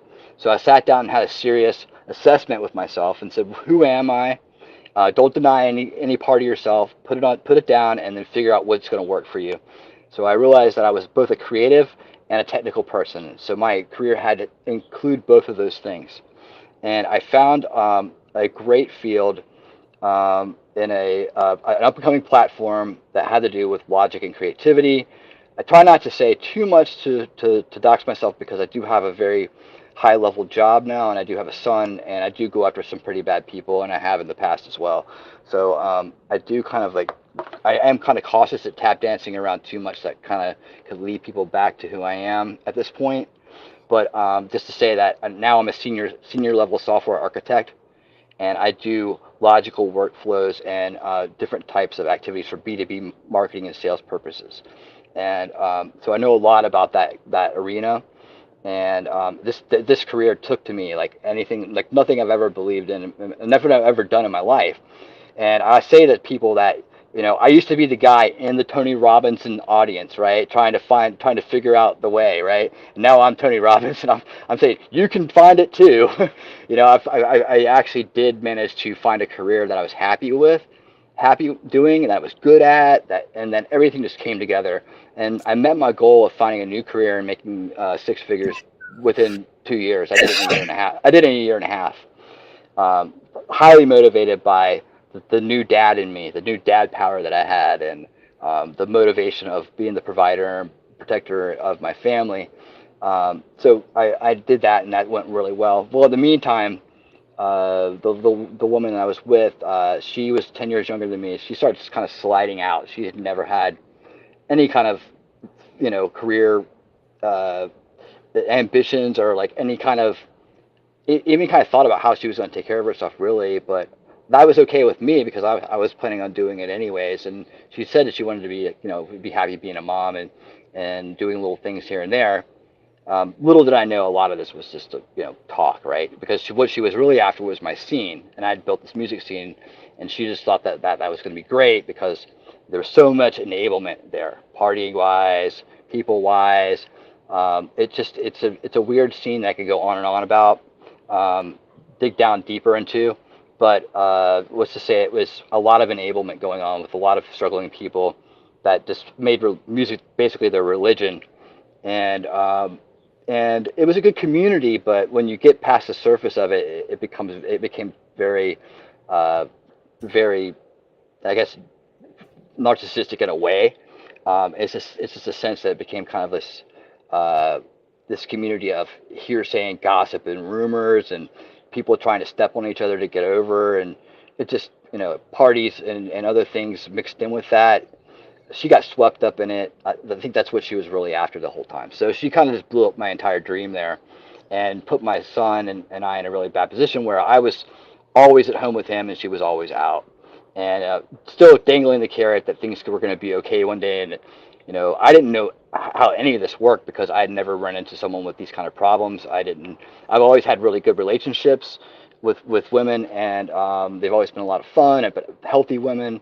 And this was the first time I'd run across somebody who was playing a game with me, like, and on this level. So I had to figure out what was going on, what the hell was going on, because nothing was working. I couldn't fix anything. I couldn't do anything right. And I had this precious little boy that I was raising, and I just didn't want to see him turn into something because of this. So I, even past the point where I should have left, I would have left had we had not had any skin in the game. I would have left easily, for years before. By the time I figured it out, I was like, I got to ride this out because I can't leave him with her. Because essentially what she's trying to do is basically get me to pay for her to have him and then do what she wants on my money. So it's just another part of the scam that I was involved in. And so I toughed it out and took a lot of abuse and a lot of isolation and a lot of things like that on the chin. But knowing I was doing it for him kind of kept me level about it. It wasn't comfortable, it wasn't nice, but I knew I had a higher purpose involved in what I was doing. So I stuck it out, and eventually we got her to leave.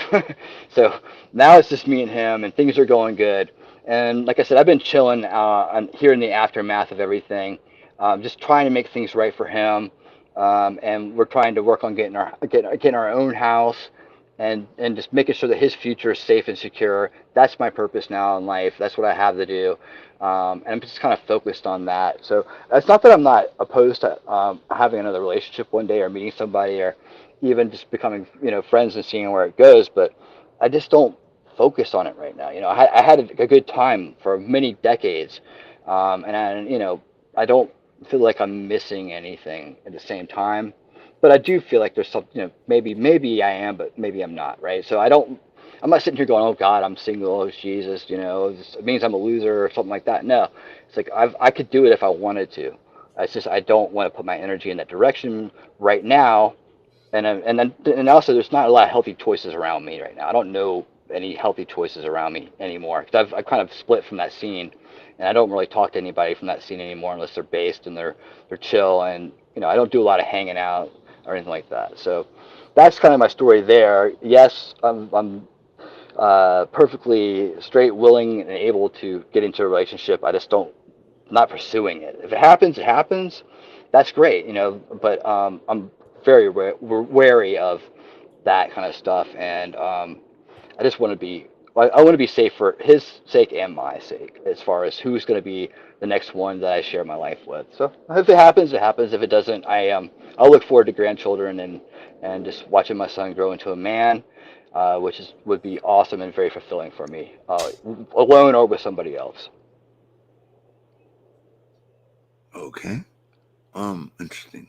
Wait, where do you go? Can you guys hear me? Yes. Oh, okay. So you're not really looking for a nice lady right now, right? I'm not pursuing it. I'm not. I'm not saying that. Maybe if I met somebody, I would. No, if I met somebody and it worked out, I would totally be cool about it. But I'm just not pursuing it. Like, it's not like I feel like I have to do it, and like it's something that I have to do to prove myself. I don't have to prove myself by being with somebody else, or anything like that. It's weird too, because for most of my life I was like that. I was constantly in pursuit, constantly in the game, and it just was my life. And I just felt like that putting that up in front after a certain point was almost set me back some. Always having to be out, always having to be doing something and meeting people and being in the social scene, and going through different relationships and so on. It's just, I don't know how I could do that and be the kind of father I want to be right now. So it has to be the right woman, healthy woman, of course. Right. I agree. Yeah. And so, and I'm just not in a position right now have that. It's not around me. I have to go looking for it, and I just don't want to put my energy in that direction. So if it happens, maybe it happens through YouTube. Maybe it doesn't. I don't care. I believe it'll happen when it's supposed to happen, and I know that I have the skills now to make sure that I don't bring in somebody else as a major project or has issues that are hidden, because now I know how the narcissist plays the rigged game. And that's what my series is. You don't want a high maintenance woman, right? Yeah. I don't need a project. Yeah. I don't need a project. I got that. Same here. Yeah. We'll see. You ever hear of anybody looking for a grouchy woman or a mean woman? I'm very grouchy, Mom. That was But you thought she was well, nice. Yeah, Everybody's looking for a nice woman. Nobody's looking for an evil, wicked woman, you know? I'm looking for a real one. But, It's not a game player. They disguise themselves. Yeah. They wear a mask. I talk about that. And they wear a mask and they pull it off when they have you locked in. I like women when they wear a mask on their face. It turns me on. Well, the good part of it all is my son's going to be aware of this before he gets out in the world. I'll try to look at the silver linings. Warman chat. Right on, Creed's a bishop. That's Mikey. Hello, Mikey. How you doing? I got my brother, Jack Steve. He's my older brother. And I got Winning Reality. Would you like to come on panel, Mikey, or not? It's Mikey. It's Mikey time. Mikey's already married. Can't get him to get married to anyone else. Hello, Creed's the Bishop Show. Cool. Check out Creed's the Bishop Show. Where's their deal? Well, the Depth Heard trial is what inspired me to start the channel. I was already going to start it. I already started collecting the technology and stuff that I needed to do it, and then I tried a little bit here and there just to kind of test it out. But when I saw the Depth Heard trial material, I was like, dude, this is exactly what happened to me, but on a minor level, not the major superstar billionaire level. But and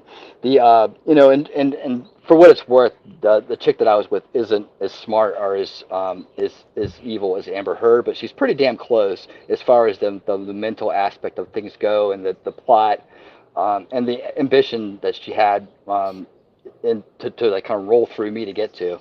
And then she's in that scene now, so she got what she wanted. It was my scene I brought her into, but whatever, she can have it. She can have it. She can have the enablers. I don't give a shit about what they're doing anymore. It was the Amber Heard thing. It was like that when you hear those arguments, those are the arguments, the kind of situations that I was in, and it was like living. And I made a video called Rigged Game, which is very clunky, but it gets the point of like it was like watching myself in a movie. Listening to this trial, is like, this is the story, my story, just told in a different way with superstars playing the parts. And so I started my channel then, I was like, I'm going to do it now.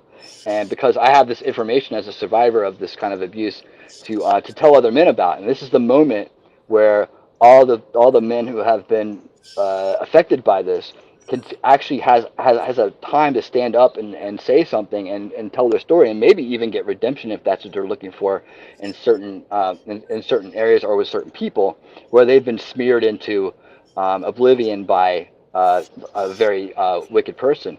So I wanted to be able there to give the advice out, to give my take on things, so that people could use it to help themselves if they were in that situation. I still offer that help to anybody every time.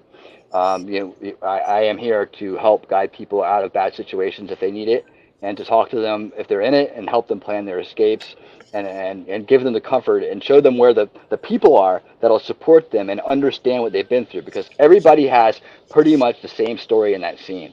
If you've been through the narcissistic abuse, the way that they do things, the methodical way that they do things, is a pattern that is across the board. Like, all the stories sound the same because of this. And so the gaslighting, the manipulation, the stages that you go through and where they're heading. And a lot of times, if we could get to people that are in the middle of this, because you don't know what's happening when it happens. I watched so many people be snide about this topic during the trial, going, oh, I would have done this, I would have done that. It's like, you don't know what you would have done because you weren't in that situation. They lock you in. You don't understand what you're dealing with. I'd had tons of girlfriends and tons of relationships at the time and felt very confident about my ability to navigate things until I was locked in with a kid. And then that happened to me. I had no idea what was going on, and I had tons of experience. So that it happens. It can happen to anybody, and it kind of goes back to what we opened up with about talking about how everybody's open to mind control. Everybody's open to being influenced and persuaded by things, right? Because that's a loophole in our own OS. I call it our brain OS, our operating system. And this is it. So even the people that feel very highly confident about everything in their life, and they're just super, Giga Chad dudes or whatever, they're just as open to being having the hell beaten out of them too as anybody else. It's just a matter of how they lock you in.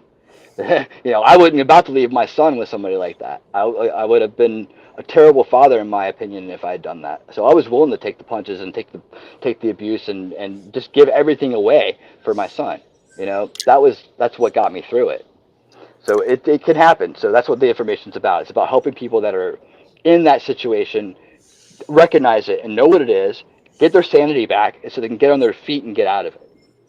Just remember, every woman waits for the right man to come along, and in the meantime, she gets married. Squall Bob said, this is a dude thread, huh? Now, if women want to come on panel, they can come on panel now. But I don't think there's any women out here that want to come on panel.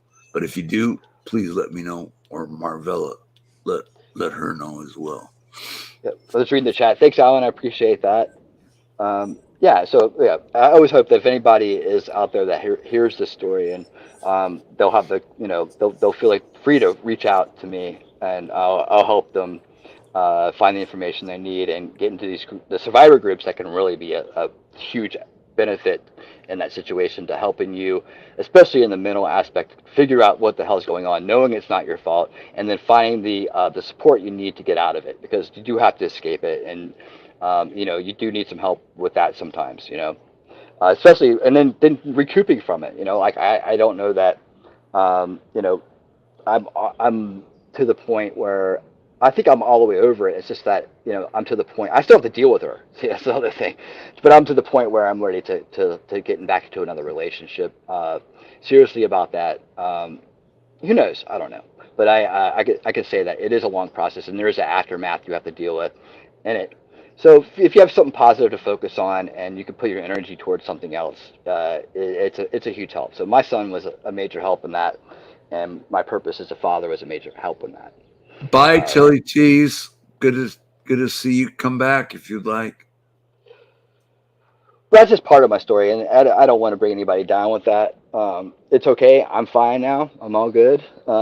It's gonna be all right, and my son's gonna be a stronger man because of it. So I'm okay with it. I'm tenacious as hell, and I can surely take a pounding and come back strong. So I'm all good. So we could change it up here. But I do like to put that out there and tell that story so that people can find some strength in it. Hopefully, they need it. There you go. I think I better be like you and not pursue women, because it's a dead end for me. Yeah, I did that my whole life. Pursue you. What's that? I said, let them pursue you. Why should you go running after them? Exactly. Yeah. I agree. But you got to leave the door open. Tilly T says, bye. I can't do abuse talk. Oh, we're done, Tilly. We're done. I know. Hey, this is a person that obviously we're changing the subject, Tilly T. Obviously knows what it's all about. So, Tilly, feel free to stop by if you ever need to talk. Let's talk about Hungarian shoelaces. Well, I want to go back to talking to Michael about what he's doing now, and get to know him. Michael's a very interesting person. I want to get to know him better. I'm definitely trying to not pursue women anymore. I mean, as of today, because it's not going anywhere. And like my brother said, let them pursue me. So what do you want to do with your channel? Like, do you have any Keep ambitions going. or goals? My thing. I'm just gonna keep doing my thing. Okay. I didn't know if you had like a vision for the Michael Mallory show, and this is where I want to be in 5 years, or Well, I show a vision. I've had ideas kicked in my head here, so they call me Rose. Tilly T. Sorry, sweetie. Think about the party at Fred Franklin's house. Danielle Malloy. Hello. One thing I thought about is going to the state fair, but I don't think I'm going. I think they're rounding that out. Rounding up. I have to check. I think they're doing that now. well, I like your catchphrase. I think it's very marketable. What's that? Yeah, stick a fork in me, I'm done. Yeah. I like that. I like Well- that. That's a good catchphrase. Well, Fair and Balance always says close the door. I say stick a fork in me. I'm done. Stick a fork in me. I'm done with women. Stick a fork in me. I'm That's a done. good catchphrase, man. You need a catchphrase. Yep. That's good. Yep. So, do you like doing interviews or having panels, or what aspect of doing the Michael Mallory show do you enjoy? Performing tonight. I'd love to see them. Who's that? The Beach Boys are performing tonight at the State Fair. My dad loved the Beach Boys. He I does did love the too. Beach Boys. I did too. I saw them in concert in Eugene, Oregon, but I'd love to go there. I think Which I might. ones are still alive? Besides today? I mean today? Yeah, today. That's just the only one. And then tomorrow is La Edictiva.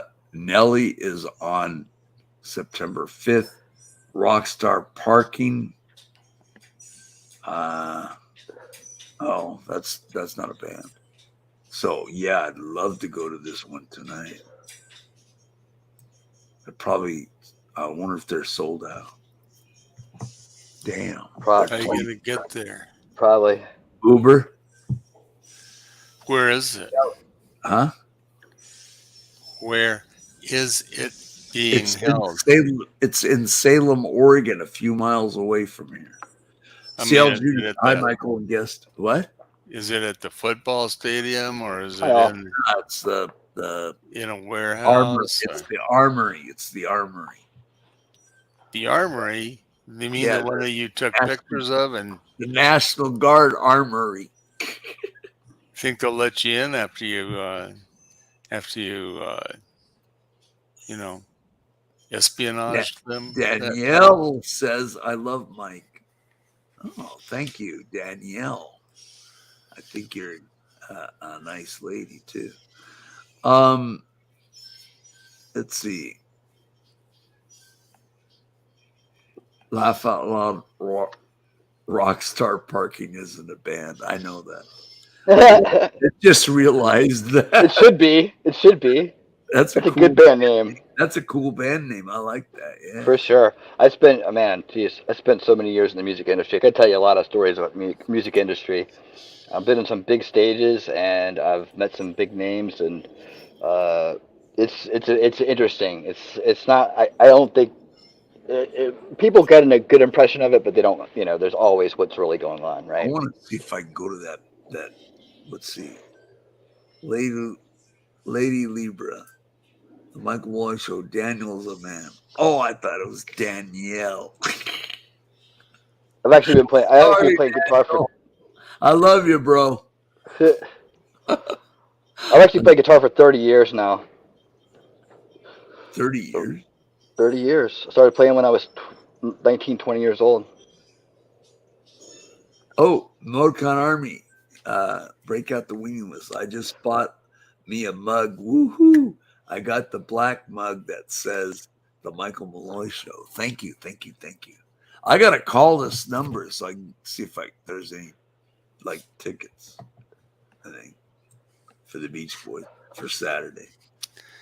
So they basically played in what we call the jam band scene, which is really big here in the southeast of the United States, the Capricorn Records, Allman Brothers, and all that whole scene that came up around them. Really, the Grateful Dead would be the equivalent on the West Coast. I actually played, like I think I've told you this, but I played it 7 years in a Grateful Dead cover band. That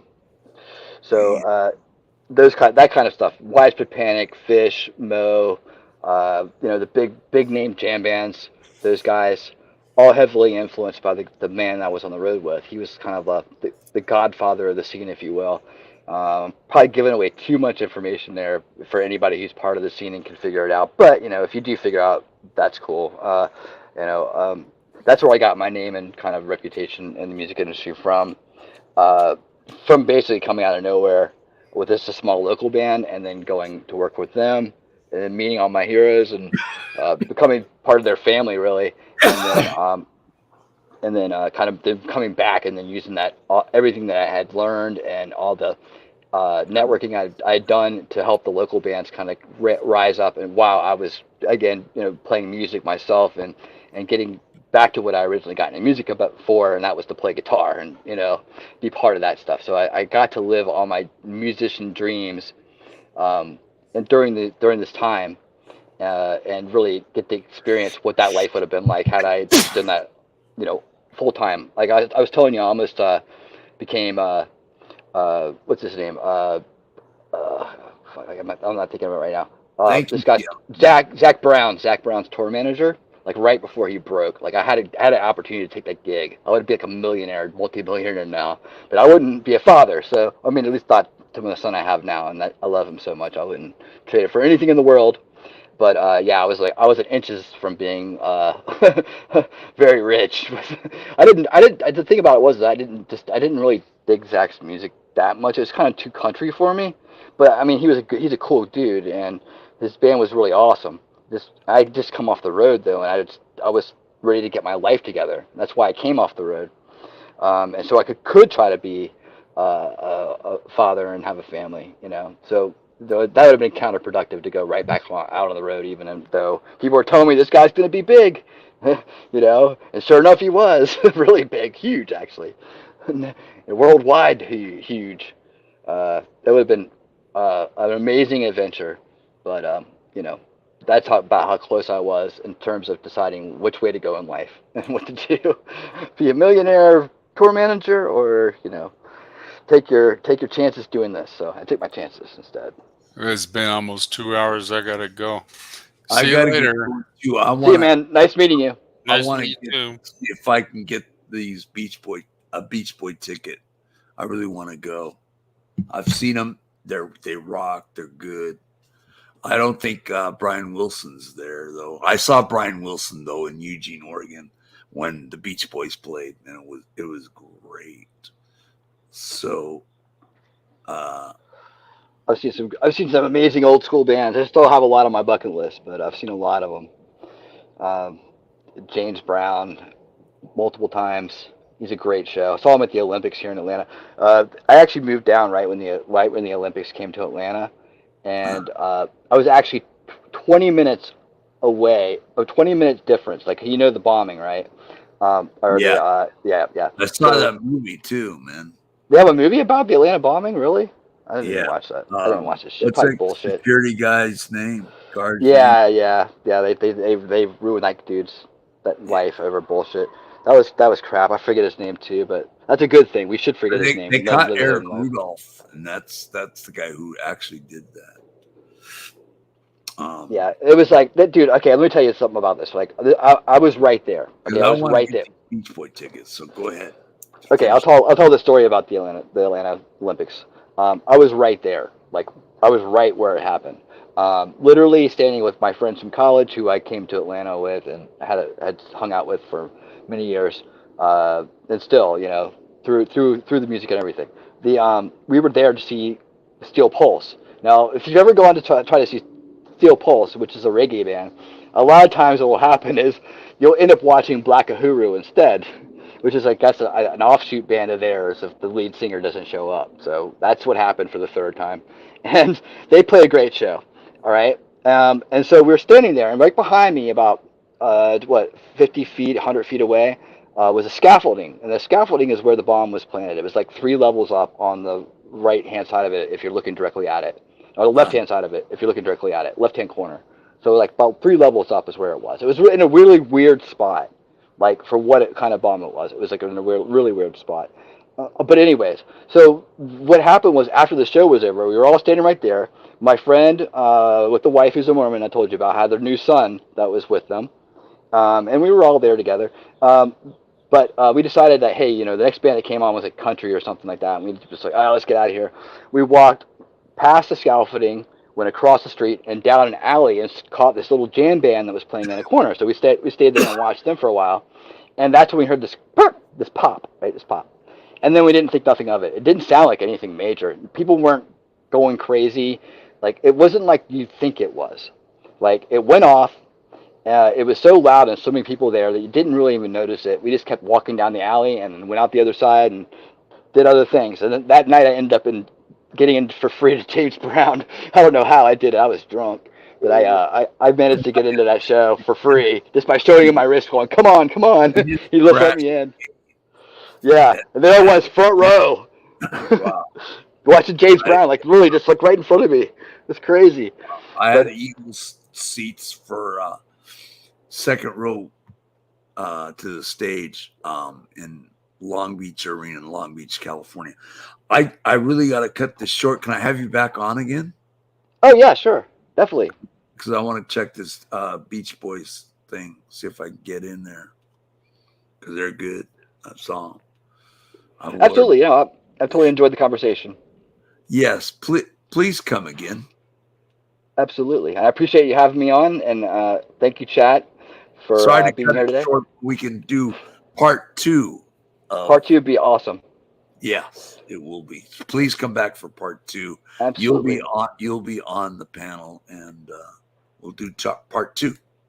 Oh, that'd be great. That'd be great. Thanks, chat. Thank you, Michael. And hey, everybody, stop by. Please stop by, check it out, subscribe. I do live streams too. I'm just starting out. I'd love to know you and love the support. I also have the Discord and all the other stuff that we talk about as creators here. And I hope to see you guys around. And thank you guys for the ones that have been there. And thank you, Michael, again for having me on. Well, you're welcome, and thank you for coming. And you're more than welcome for part 2. All right. Excellent. Thank you. Please come back. You got it. Take care, everybody. Bye. God bless you. God bless. God bless you. God bless the people in the live stream.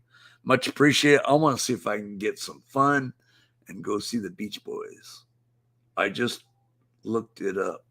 Tickets are sold out. Oh, crap. Are you serious?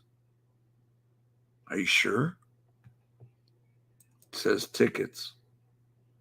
Let me see. Buy tickets now. Let me see what they say. I think you're right.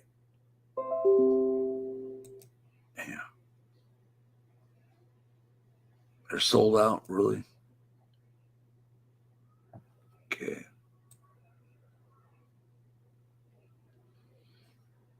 Oh, 88 tickets.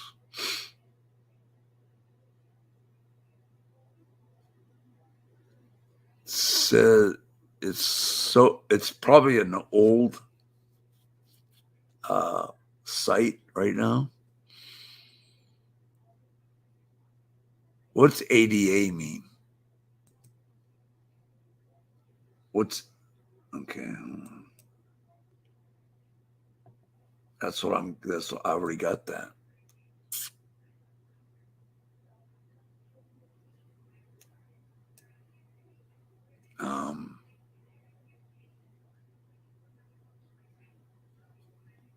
Email that take. Oh, wow. I wonder if you can get them at the door. I mean, the doors open at 6 for the concert, and it starts at 7.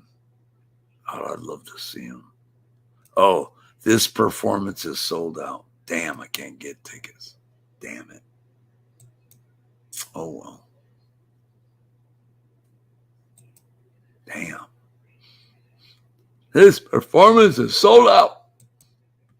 Dang.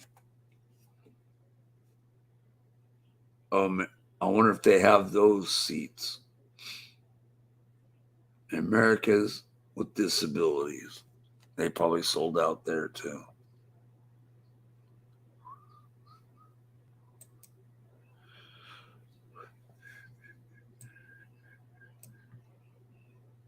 I knew they'd be sold out, damn it.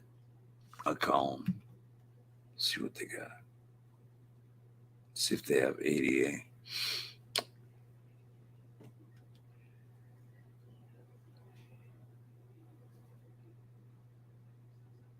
Come on.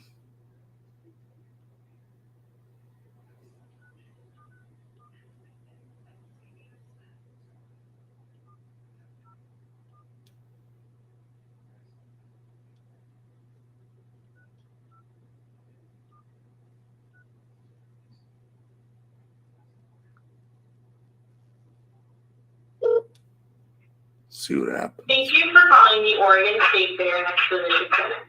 The fair office hours are 9 a.m. to 4 p.m. Monday through Friday. Please listen to our menu as our options have changed. Para hablar con alguien en español, oprima cero.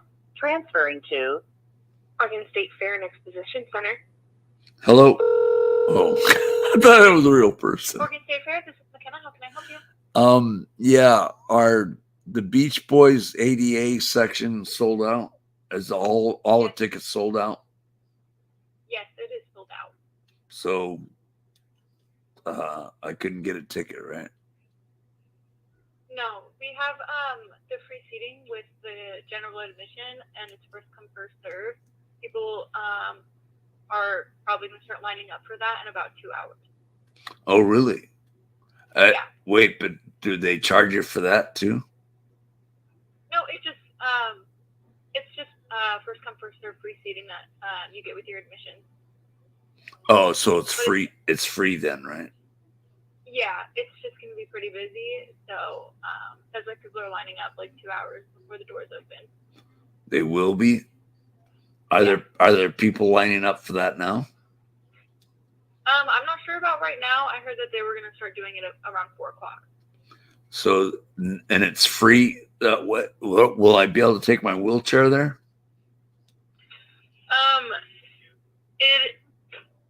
It is up on the top row, and there are stairs that you would have to take to get there. So it's not very wheelchair accessible. Oh crap. Okay, well that leaves me out. All right, well thank you very much. Yeah, no problem. Thank you. Thank you. Darn, they got free. You can go in free. That's way up top. You won't see jack.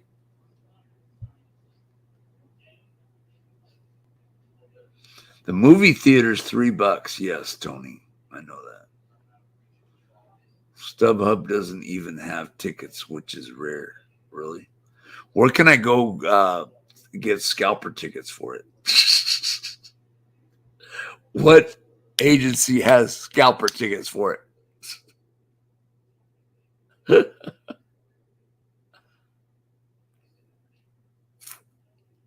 Yeah, I know that thing is like the thing that she's talking about is like that staircase.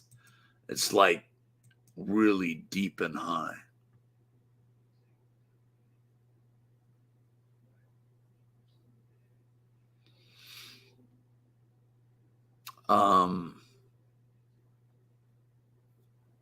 Way up top. Yep.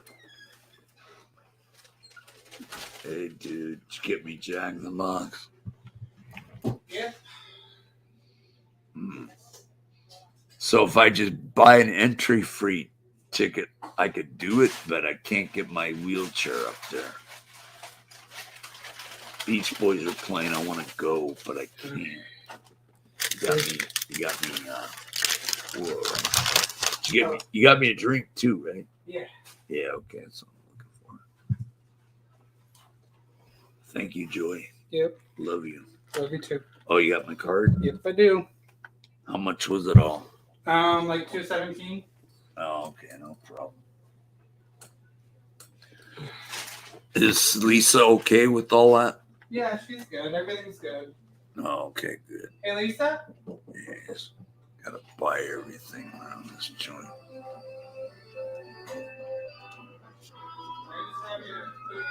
Have someone carry you, Michael? No. Movie theater tickets are $3 today. All day.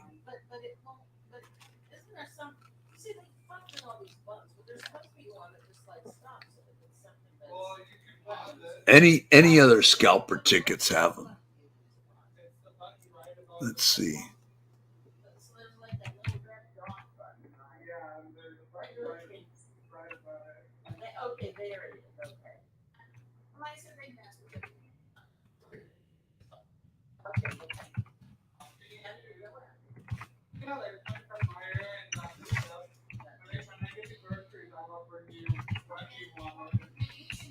See if I can get some. Looking.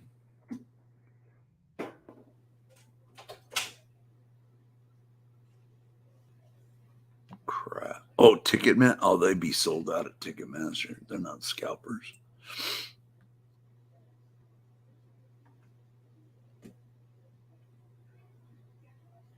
Beach Boys, Salem tickets, Vivid Seats. Maybe them.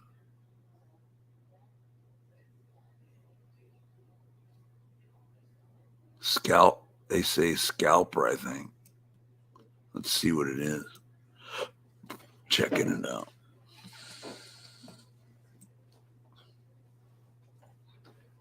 Find tickets. Crap. They don't say Salem, Oregon, though.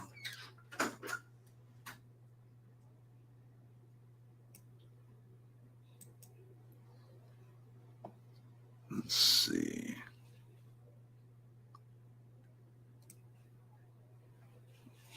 Salem, Oregon.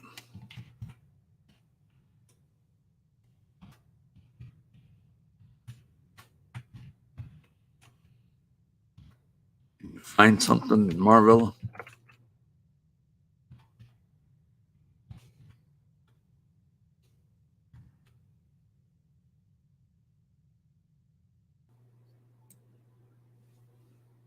Oh, gee.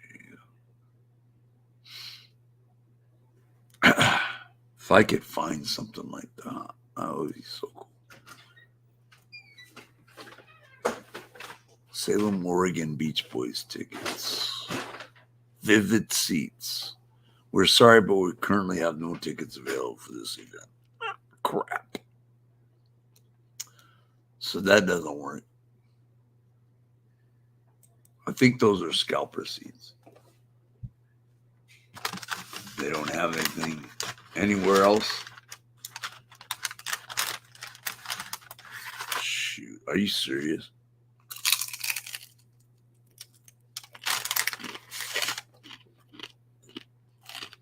Yeah, I know.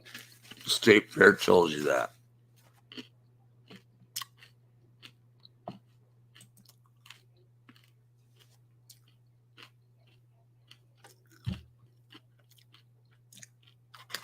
Rats.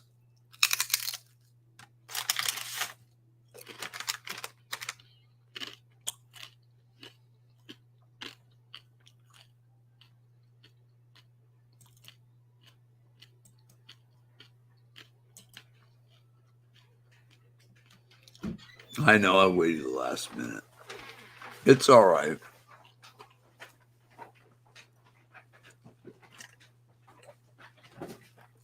I knew those tickets would go fast. I've already seen them, but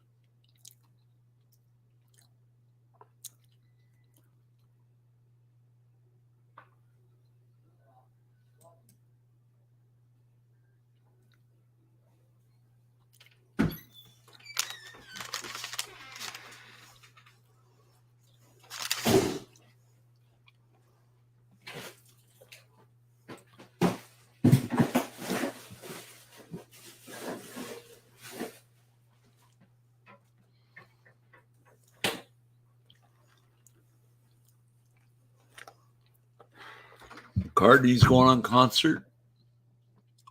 Love to see that. What about Paul McCartney concert seats in Portland? They sold out too.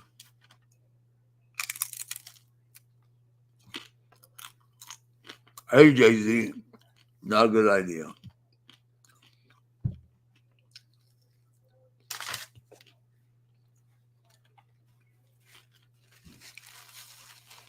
Well, like I said, I already saw and Brian Wilson's not going to be there tonight. That's kind of suck.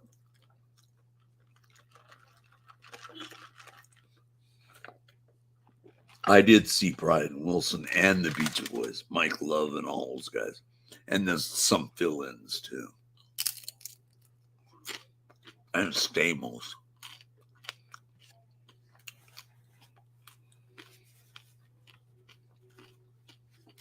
Anyway, I'm going to hang up. Take care, guys. Maybe Joey will take me to the movies. You want to go to the movies? $3. Can you take me there? We can go to the movies. I'll buy your ticket. Cool. Although I start work soon. When? Bye, Trucker John. Huh? The 8th. The 8th? Yep, the 8th. Tony says, stay live, Michael. I guess we're good. But do you like Top Gun? You didn't see the first one, right? Wait, what's going on? Who's calling me? Oh.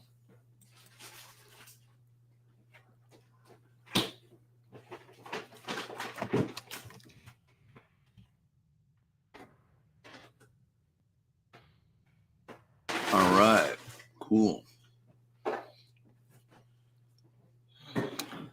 All right. Where am I? There I am. I think, wait. No, that's not me. There I am. This one? No, it's this one. There I am. Okay. You want to go to the movies, dude? I could see Top Gun. You could see what? For $3. They call me Rose. Take care. I want to iron this out with my son, Joey.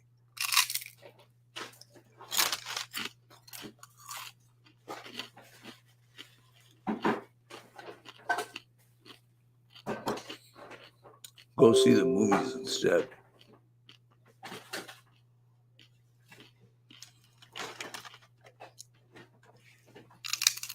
Here, have some nuts. Oh, thank you. You're welcome.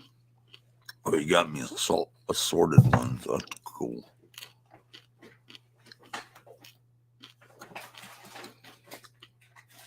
So when do you want to go? A little later or what? $3 all day. Yeah, Joey. Huh? It's $3 a movie ticket all day today. Really? Mm-hmm. I don't know about today. I got plans. Oh, but can you drive me over there? Well, I don't know. Like I said, I have plans coming up. Well, that knocks out movie day today.